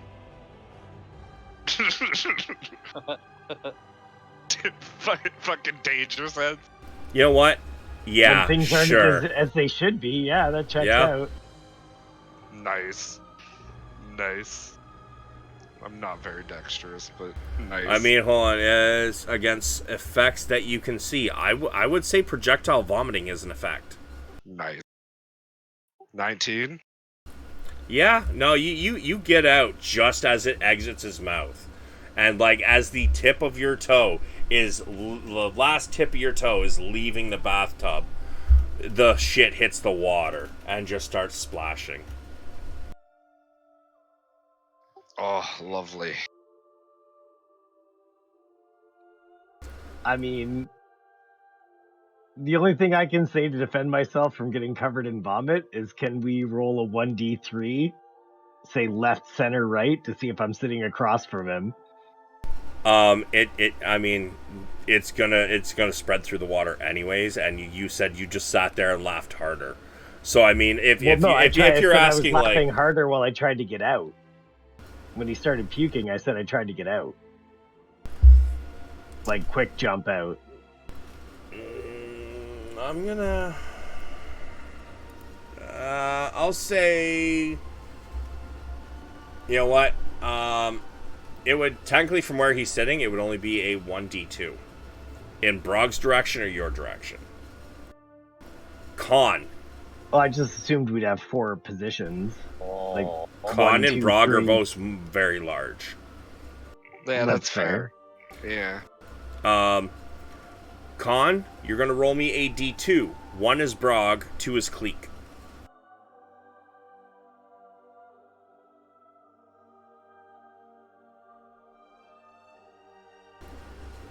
Oh. Of course. Of Yep. course. Bro, as you're laughing, this shit flies at you. Hey, bro, you got it in your mouth. Huh. No. Gross. Cleek, roll me another con save at disadvantage. In my culture, that makes you brothers. Hey, Cleek, you start throwing up. It's just like Mother used to do, you know? Get us out of here. Fuck. Yeah, I'm gonna. At this point, the kid comes in to check on you guys. Hey, guys, how's it? Oh, my God! Yeah. Con save for the kid. Con save for P3. Oh, God. It's like, oh, my God, I am so fired. I am so fucking fired. I'm gonna put a hand on his shoulder, and because I'm inebriated, I'm gonna reach into my bag of holding. You're gonna be fine. And I hand him 1,000 GP diamonds. Holy shit! You're gonna be fine. He looks at the diamond, and he looks at the size of you, and he's like, "You are going to remember this tomorrow. You're not going to come hunting me down, right?" Yes. Yes, you will come hunt me down, or yes, you'll remember. Yes. And then I'm gonna push him out the room. Holy shit! This kid looks over his shoulder, horrified, and he just like slips this diamond into a pocket, and dude fucking bolts. From down the hallway, you can hear, "Hey, where are you going? We still need your help cleaning up." He's like, "Fuck you, I'm out of here." He's gone. Yeah, so, Brog, what are you doing about your 2 compatriots that are vomiting all over themselves? I'm gonna kind of grab Khan by the scruff and pull him out the tub, trying not to get vomit on me. Because I imagine I could probably do that. You are a little drunk, so I would say you're strong enough to pull him out. Fair. I want a sleight of hand check, though, to try to not get vomit on yourself. Yeah, fair. 11. You don't do too bad of a job, but you definitely get a little bit on you, dude. I mean, they're sitting in a tub full of it. That's fine. And then I'll just reach over and I'll grab Cleek and I'll drag his ass out the tub. Yeah, left in this tub, The water is brown and red, and Vomit filled. yeah, and vomit filled. Like it's done so, bro. Damn. That's why we were heavy tippers. I'll hand them each towel, and then I'll towel off what I need to towel off, and then I'll put my gear on. You give me a perception check, just you, because the other two are far too drunk. 13. Yeah, you do notice in a little rack on the wall, there are some like scents. You know, you can see one has kind of got like a picture of a bee on it with a honeycomb. There's one that looks like it has a picture of a flower on it. Another one that's got some lavender picture on it. And as you notice these for the first time, you're noticing that there's a smell coming from that area, and it's very perfumey. I'll grab just 2 bottles, doesn't matter which ones, and I'll turn around. I'm just gonna be like, twirl, and I'm just gonna start splashing them with this shit. Jesus Christ! just I don't even. I'm just gonna uncork it or whatever, and I'm just gonna like just start splashing them with it. Cleek is laying on the ground at where you dragged him to, and he's trying to towel himself off while he's still laying on the ground. And when you tell him to fucking twirl, he'll just start barrel rolling. Jesus. Yeah, I'm just gonna like pour it on him, and then I'll just splash Khan with it so he doesn't stink. Cleek is trying to like he knows how his body like with the feathers and shit works, so he's wiping downwards like he's trying to like get this shit off of him. Fair, very drunkenly trying to wipe puke out of your feathers. Yeah. Do the best I can. Yeah. Did you stand up or are you fish flopping too? I'm like slowly rotating, turning because I'm all fucked up. Oh yeah. Much effort to roll over. Yeah, I at this point we're both fish flopping. I want some acrobatics for those who are like trying to like move at all, other than Brog. Just like at normal or yeah. I'm gonna say probably disadvantage. Oh well. Yeah, you guys are really drunk apparently. Oh damn. Yeah, Con, you definitely fall a couple times hard. No damage or nothing, but I mean, Cleek never tried to stand up. Cleek no, that's why I said like moving. Yeah, like yeah. I meant Cleek is just standing up. rolling sideways. Yeah. So we're gonna flash back to the other group for a minute. Val, you are sitting at a table. Most of the place has now cleared out. The only people really left in there is Log, Ina, and Val, and the 2 merchants. Do you guys ever look at your hands and just look at them? You could look at them for a while and just feel like they're not your own hands. I mean, the one dude kind of looks at his hand. He's like, yeah, a little bit. It's like, what's the point of this anyways? So you guys have been playing dice for a while. You want to cheat at it. We are running low on time, so I don't want to do like a huge RP thing on it. But yeah, I get that. How many rounds are you playing? We'll play 3. All right. Are you cheating?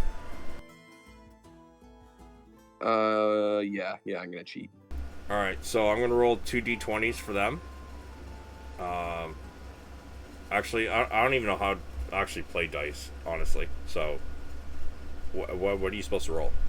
I would. Well, it depends. It depends what game we're playing. If I get to influence what game we're playing, I would pick a specific one.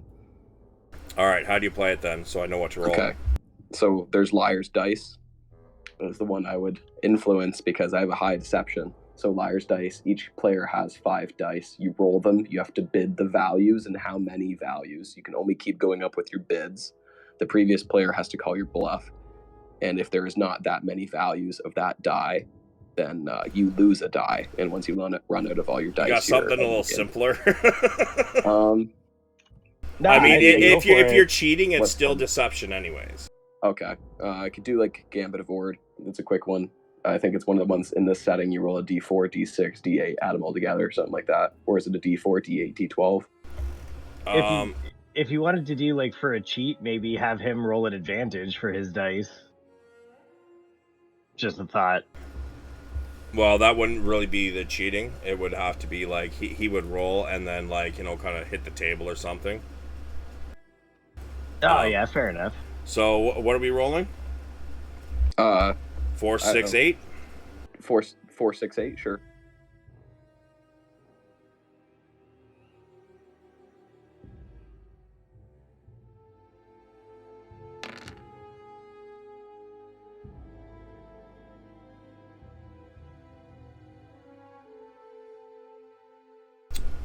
So, do you want to cheat, or are you taking a loss on this round? I guess we'll do like 5 gold per. All right. Sure. And I'll cheat. All right. Roll me deception. Okay.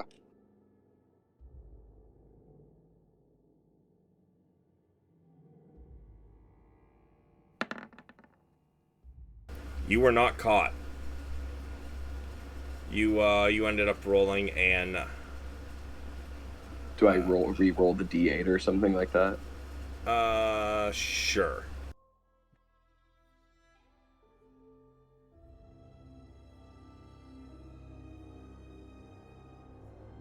Yeah, you win. Oh, and they both hand over 5 gold. Round 2.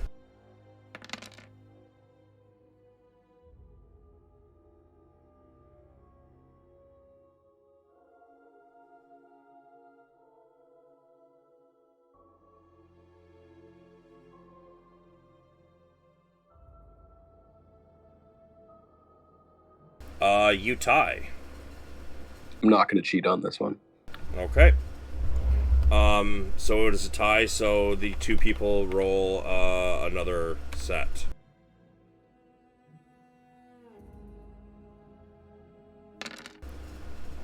And you. If you just hit up on the arrow key and hit enter, it'll do your last roll there. You win. That's good to know. So you get so far you've got 20 gold. And they will do one more set.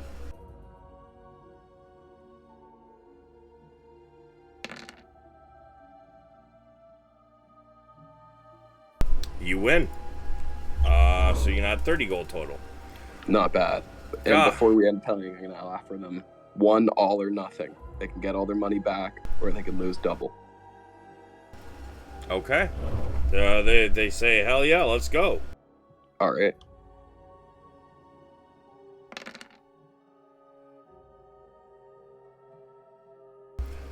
Yep, you double your winnings.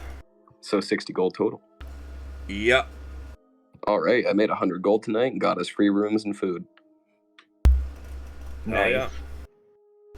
Oh, yeah. It only comes with one. Yeah, we're gonna need that food. What technically 1 drink and 1 meal is the what you get in this place with the tokens, but then yeah, you guys got your rooms for free. Oh yeah. So yeah, at the Log and Ina, are you guys doing anything while you watch this shit go down? Ina's getting worried about the furry crew at the bathhouse. So she's thinking about taking a jaunt over there to make sure that nothing occurred. You're heading over there? Yeah, and I'll ask Log if he wants to come just in case, because Cleek probably brought over a bunch of alcohol. Hey, I want to come with too. I'm kind of tripping balls over here. With the 3 of us, what could possibly go wrong? We're the most responsible members of this group. Yuki! Yeah, I agree. And tag along. All right. laying shit faced in our own puke. So all three of you start to head out. Perfume on you. All three of you start to head out to the bathhouse. All right. So what's happening in the bathhouse now that you guys have dosed each other in fucking smelly stuff? It's like the How is Quaalude scene in Yeah. Wolf of Wall Street. bathhouse set up? Like, are the private rooms like around the main bath, and they're just like, you know, sectioned off? Or Yeah, they're actually getting close to closing. You guys are like the last ones in. Yeah, we're basically at this point we're trying to compose ourselves. So I don't know if you want another con save or It'd still be a disadvantage. But yeah, sure. If you guys like, it's fair. I mean, you drink just like I do. You know that the shit does not wear off quick. All right. Cleek's Yeah. still just fucked. Yeah, no. Cleek is fucked. Con, you're closer to Cleek's level now. Now that you have expelled some stuff. But yeah, you guys are still pretty drunk. Like, you definitely can't walk straight. You could probably stand up without having, too much trouble. Cleek will like stammer over to the corner and start like clumsily trying to put on his armor. Yeah, while they're doing that, I'm gonna like kind of make myself smell nice with the honey scented stuff. Sure. Are Yeah. you did you guys take that last dip, try and get rid of that puke and stuff off you? We didn't go to the public pool yet, no. Because like we're still in the room. I thought we might be able to compose ourselves a bit, but I might be too wasted. I don't know. Yeah, no, you guys are way too wasted. Unless somebody's gonna carry me to the pool and dip me off. I mean, yeah, Brog will probably do that, and he'll suggest that to Khan as well. I'll do it, and I'll say as we're leaving this room, we should try to like draw the curtains and like block it off with a rope or whatever, like it's being cleaned. Yeah. And I'll leave like Just 10 go- gold pieces behind. Yeah, Cleek will just kind of like absentmindedly grab a handful of gold and toss it in there. Yeah, sure. How much gold's coming out of your pocket? Just fucking toss it into the It's like bathtub. 200 gold just scattered across the room. Cleek? You guys are coloring the room like there was a bunch of prostitutes. in there. Apparently only 14. I rolled a 1d100 to see how much I threw out. 14 GP. Yeah, you throw 14 GP in there. Brog, I would like an insight check to see if you can understand what the fuck Khan is talking about with a rope and blocking things. It's not coming out too well. You 13? get the gist of it. You kind of get what he's getting at. Yeah. Cleek's gonna like point towards the corner after he like failed to put his shit on. And he's like, somebody grab that. Somebody grab that stuff. Yeah, I'll scoop stuff. He managed to like cover himself. Like he's wearing, I don't know, common clothes, I guess, whatever he wears under his armor. He managed to scrounge that on. Fair. Yeah, I'll grab Cleek's shit. You feel free to just dip me in the public pool with my clothes. Yeah, Yeah, with Cleek, I'll say you don't need to make a check. He's a bird. His bones are rather, empty. Hollow. Yeah. Well, I mean, Khan is probably... Yeah, I'll just be like, go rinse that out of your fur. You just kind of push him in and just like, pull him back out when he's done. Yeah, like dunk him a couple times. Like, all right, yeah, you guys get it mostly cleaned up, and I would like you actually, Brog, you can make a straight perception. Everybody else disadvantage perception. That's in there.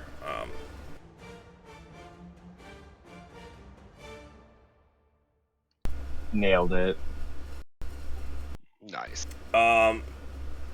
Yeah. Con, you don't. Cleek, you barely notice, but Brog, you hear it coming. So you hear footsteps coming, and excuse me, gentlemen. Oh my god. Oh my god. What have you done? Oh, That wasn't us. That was the one who ran out of here in a hurry. And Cleek will literally just reach into his fucking bag and throw another handful of gold out. give me another roll then.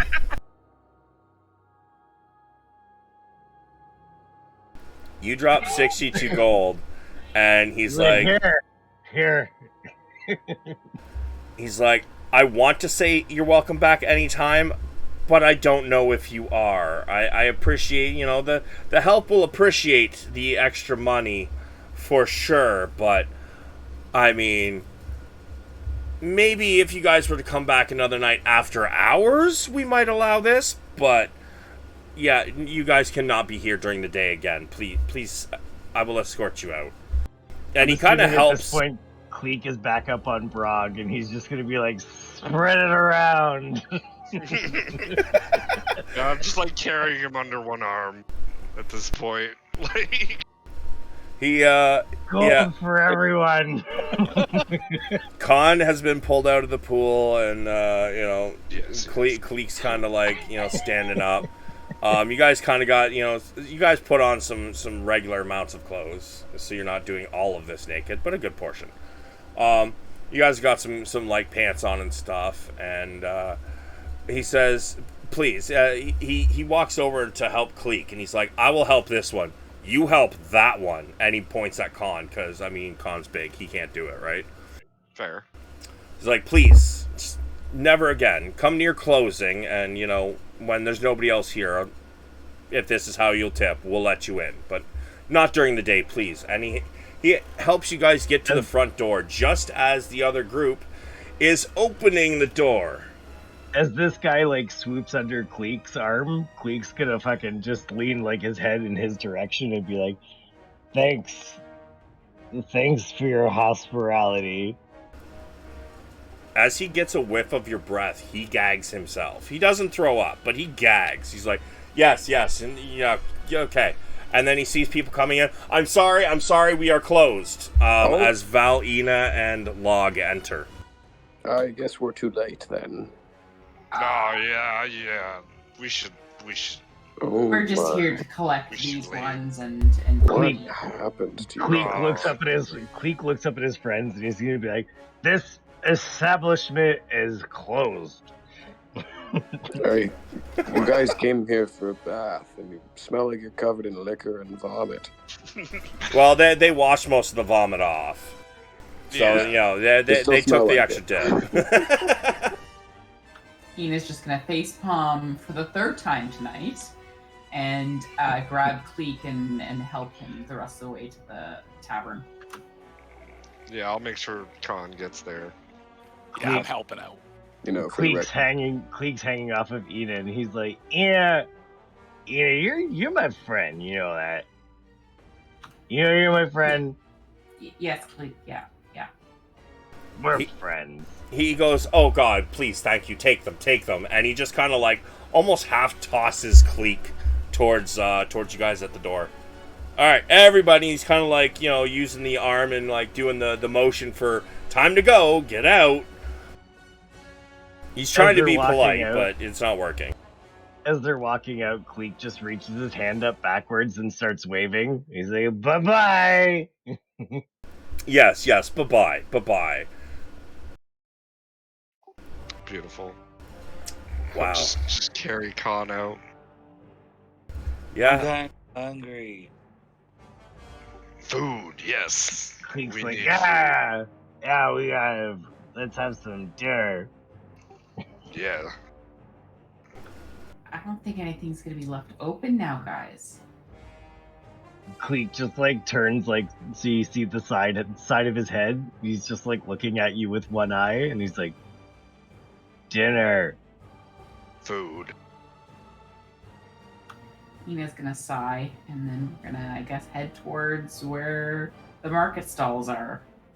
So when you were there, that guy was the last one there that you guys saw, and as soon as you left, he was closing up, and that was 2 hours ago, two and a half hours ago. I'm guessing the tavern would have had money or Food, yeah. For the record, I will say that was the first time I did try that fire trick.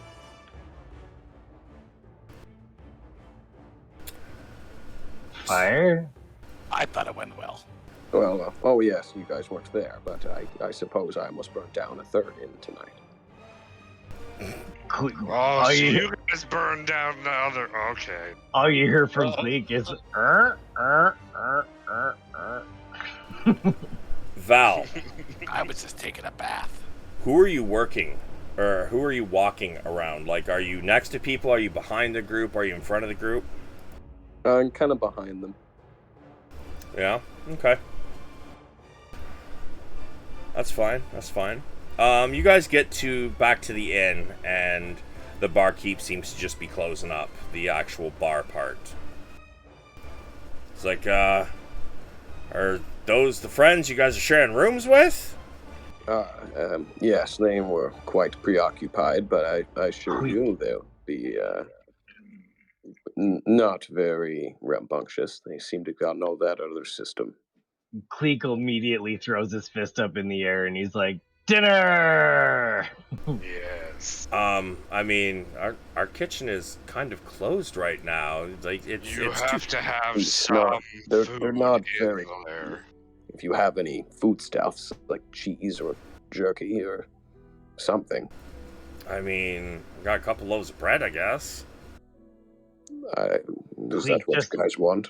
I'll put Cleek it on just the makes tab. hand motions towards his face and he's like, nom nom nom nom nom. It's like, well, we can't really use them tomorrow anyways, so he goes in the back and pulls out like 5 loaves of bread.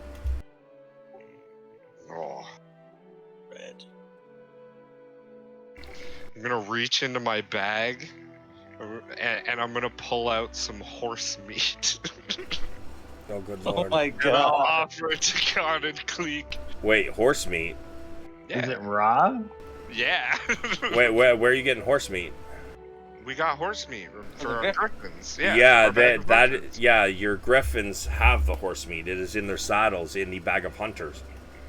Oh, okay. Then I'll just pull out my rations then too, to go with it. Cause I have Okay. I'm rations. gonna grab that little loaf of bread and go lay down and eat his bread and drink his water and go sleepy time because he's had enough today.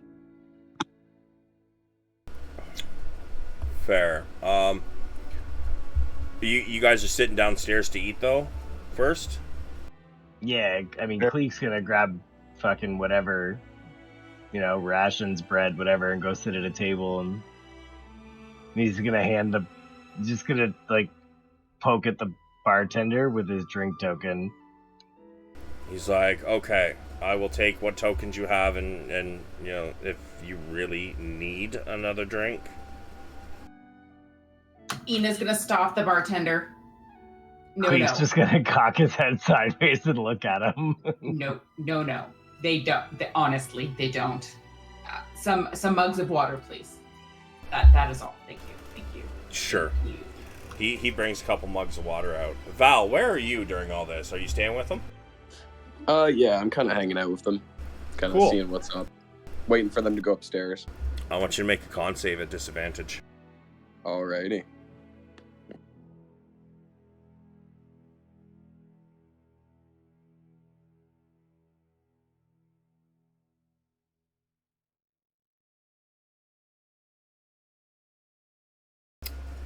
Yeah. So I'm gonna whisper you, and you're gonna describe what happened. Alrighty.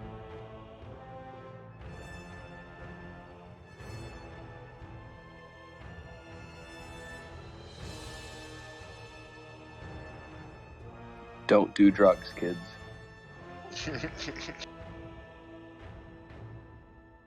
Uh-oh.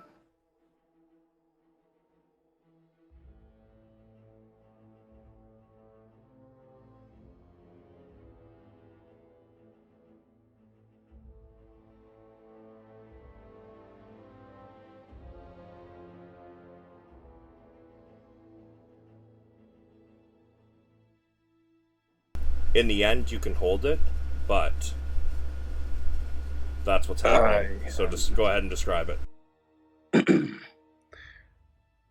So Val starts to kind of like sweat profusely. I think something's wrong with some of the stuff I had earlier. I'm gonna go get some air. And he just stands up and he just really quickly runs for the back door, basically. Almost a run. Starts to like hunch over. Almost looks like he's in pain. He's sweating. Just straight for the back door. Cleek will kind of lift his head up. I think we're eating. Are we eating at this point? Yeah. Yeah. So Cleek will kind of just lift his head up from his food and kind of cock his head sideways to where Val went, and he's just like,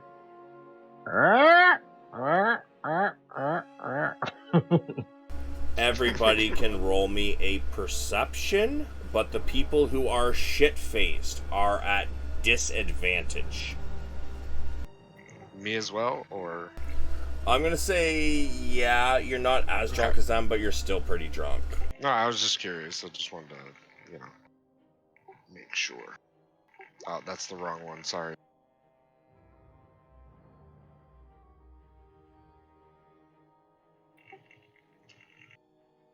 So, Cleek, you might be able to chalk this up to your being drunk and everything spinning. Brog, you don't notice at all. Ina, you do not notice at all. But Log, you notice this. As he was getting up and starting to run away. Some of it almost looked like some of his body was shifting. You might have even possibly caught a partial glimpse of some of his facial features shifting.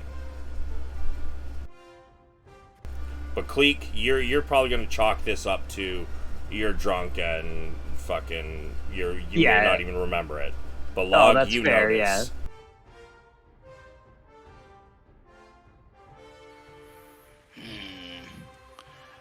Not everything's as it seems. I kind of mutter under my breath.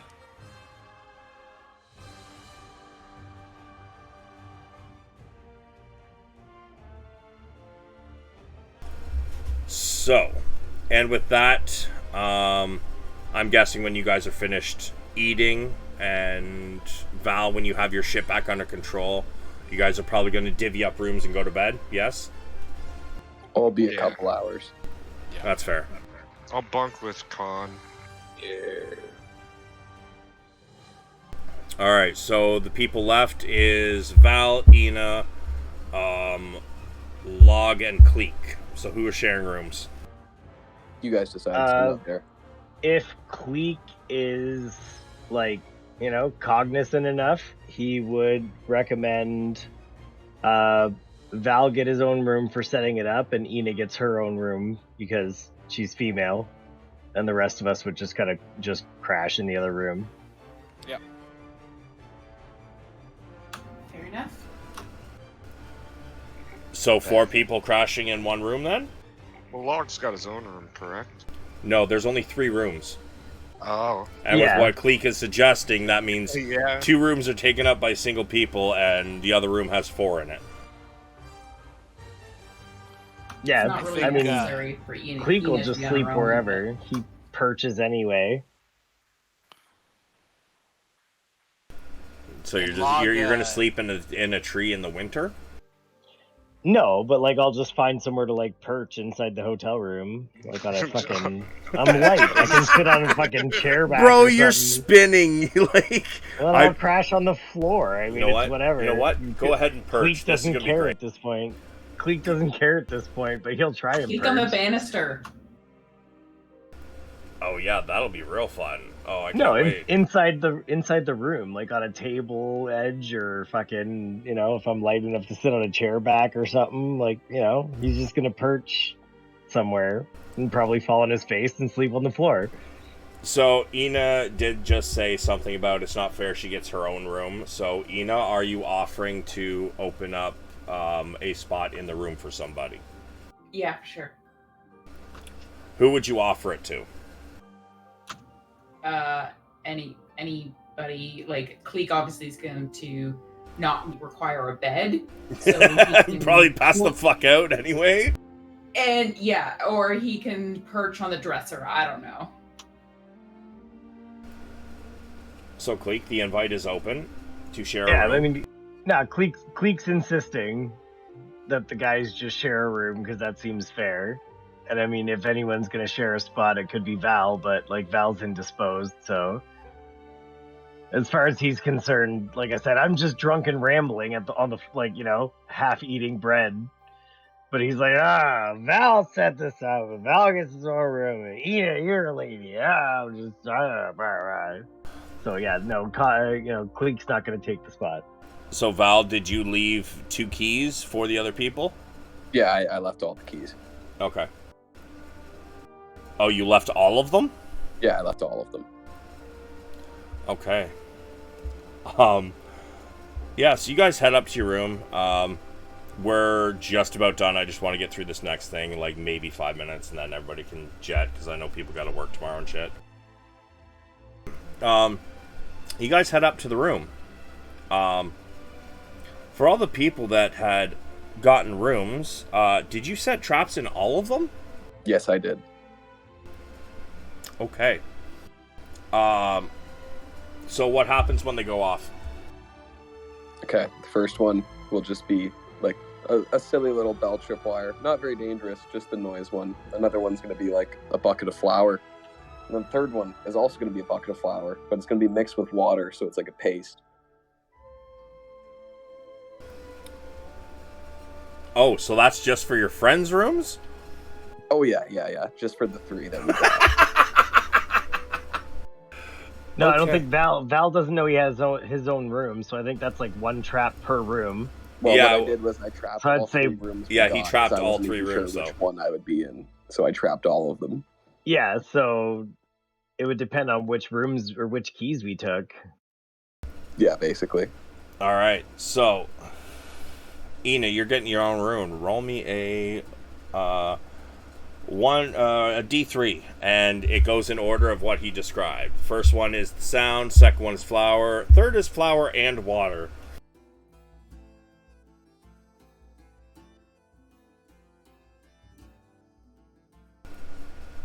Almost. You missed the you got the R and the slash. There you go.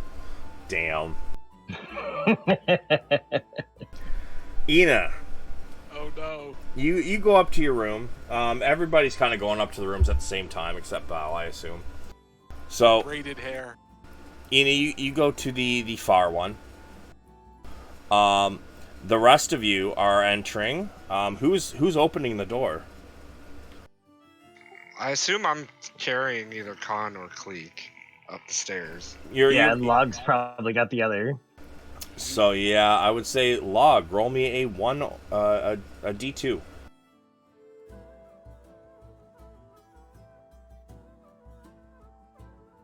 One.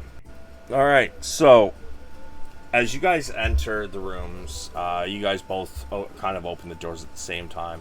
Log, you walk in and you trip over this wire, and there's a big ding ding ding ding ding ding as a fucking bell goes off. Ina. Cleek just reaches behind him and basically just like in one foul swoop throws his bow up, it bounces it off the ceiling and it lands on the floor. Okay. Ina. That's his reaction to the bell. He's like, ah! You feel a tripwire. Roll me a dex save.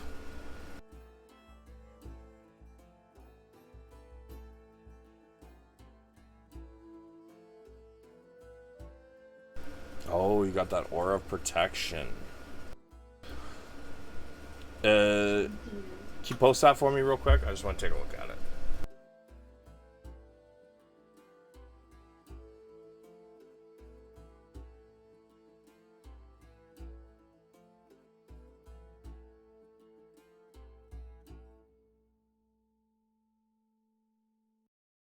Okay. Yeah, you I would say that was probably just enough. You do probably get a little water and flour paste on your feet. But you do dive out of the range of it in time, so it doesn't cover you in flour watery paste. Your boots have a little flowery watery paste though. But yeah, you get into the room. Grind my teeth and go into the room and grumble. Yeah, the rest of you can all go find your rooms.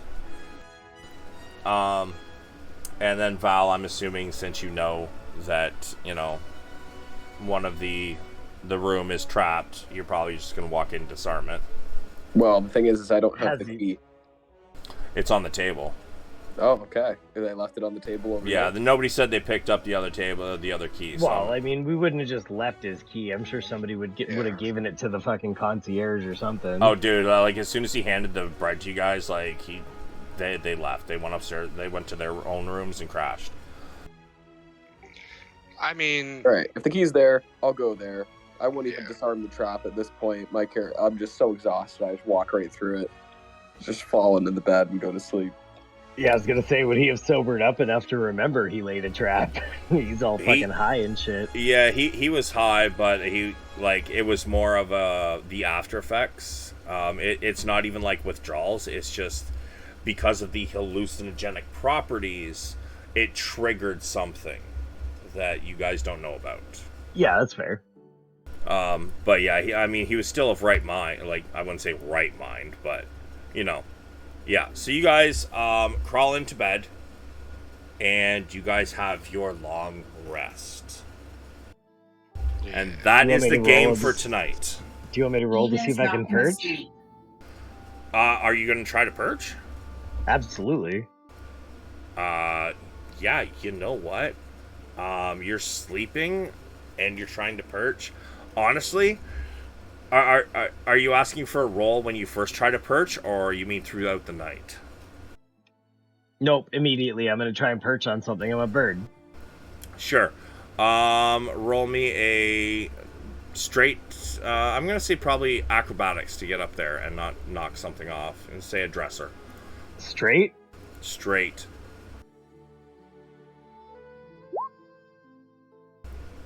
Yeah, you know what? You do get up there and you do fall asleep. However, because you are as drunk as you are, although you were able to perch there and fall asleep, the rest of you throughout the night, you suddenly hear a thud when Cleek finally does fall off the fucking dresser because he is spinning. He was Not able to even get a up dex there. save? No. Bro, with how drunk you are, no, there's not a chance. You were able to get up there, but after you're asleep, like, you're still spinning, bro. Like, there's no dex save for that. You're gonna eat shit. You do land on the floor. You don't do any damage or anything. Fuck, you don't even wake up. To you, it's kind of like falling out of bed. Fair. But yeah, that is it for... oh, sorry, Ina, you said something. Yeah, Ina's not going to be actually going to bed. She is going to stay up all night in vigil and pray to Helm. All night. All night. Okay, make sure you write down somewhere you have 1 level of exhaustion. Yeah, understood. Alright. But yeah, that is the game tonight, ladies and gentlemen. That was some excellent fucking roleplay. I had a blast. Hell yeah. Yeah, that was a good one. Cheers, man. Thanks for coming out. Awesome, thanks. 2 weeks from now, guys, we will pick this up, and maybe you'll finally get through the rest of town and get to John's Tower. Finally.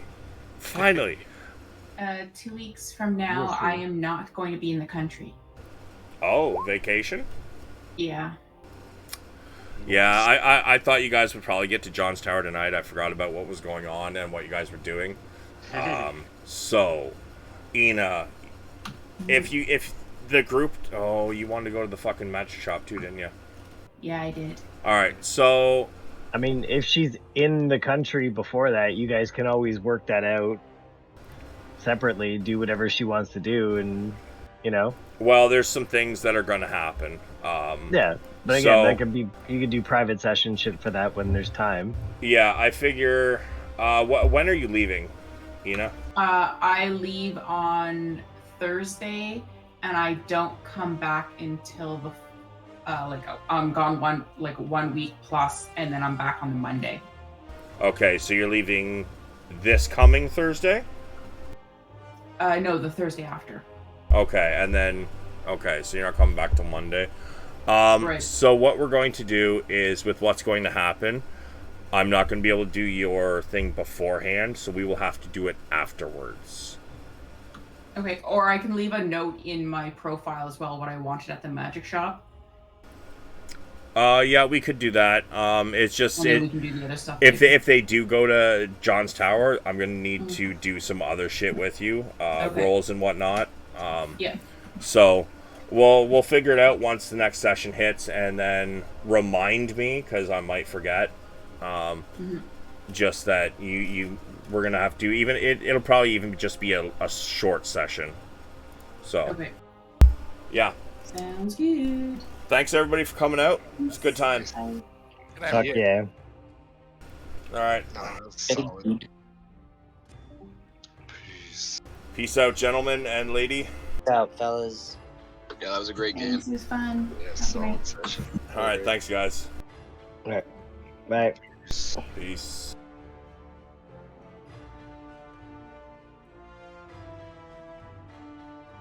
That was great, man. Damn, that was fun. All right, 2 weeks. The actual Saturday before this next game, I do have a session 1 of a new game I'm doing with new players. We are starting with Lost Mines, and then eventually moving on to Dungeon of the Mad Mage. So please join me for that. I will see you guys later.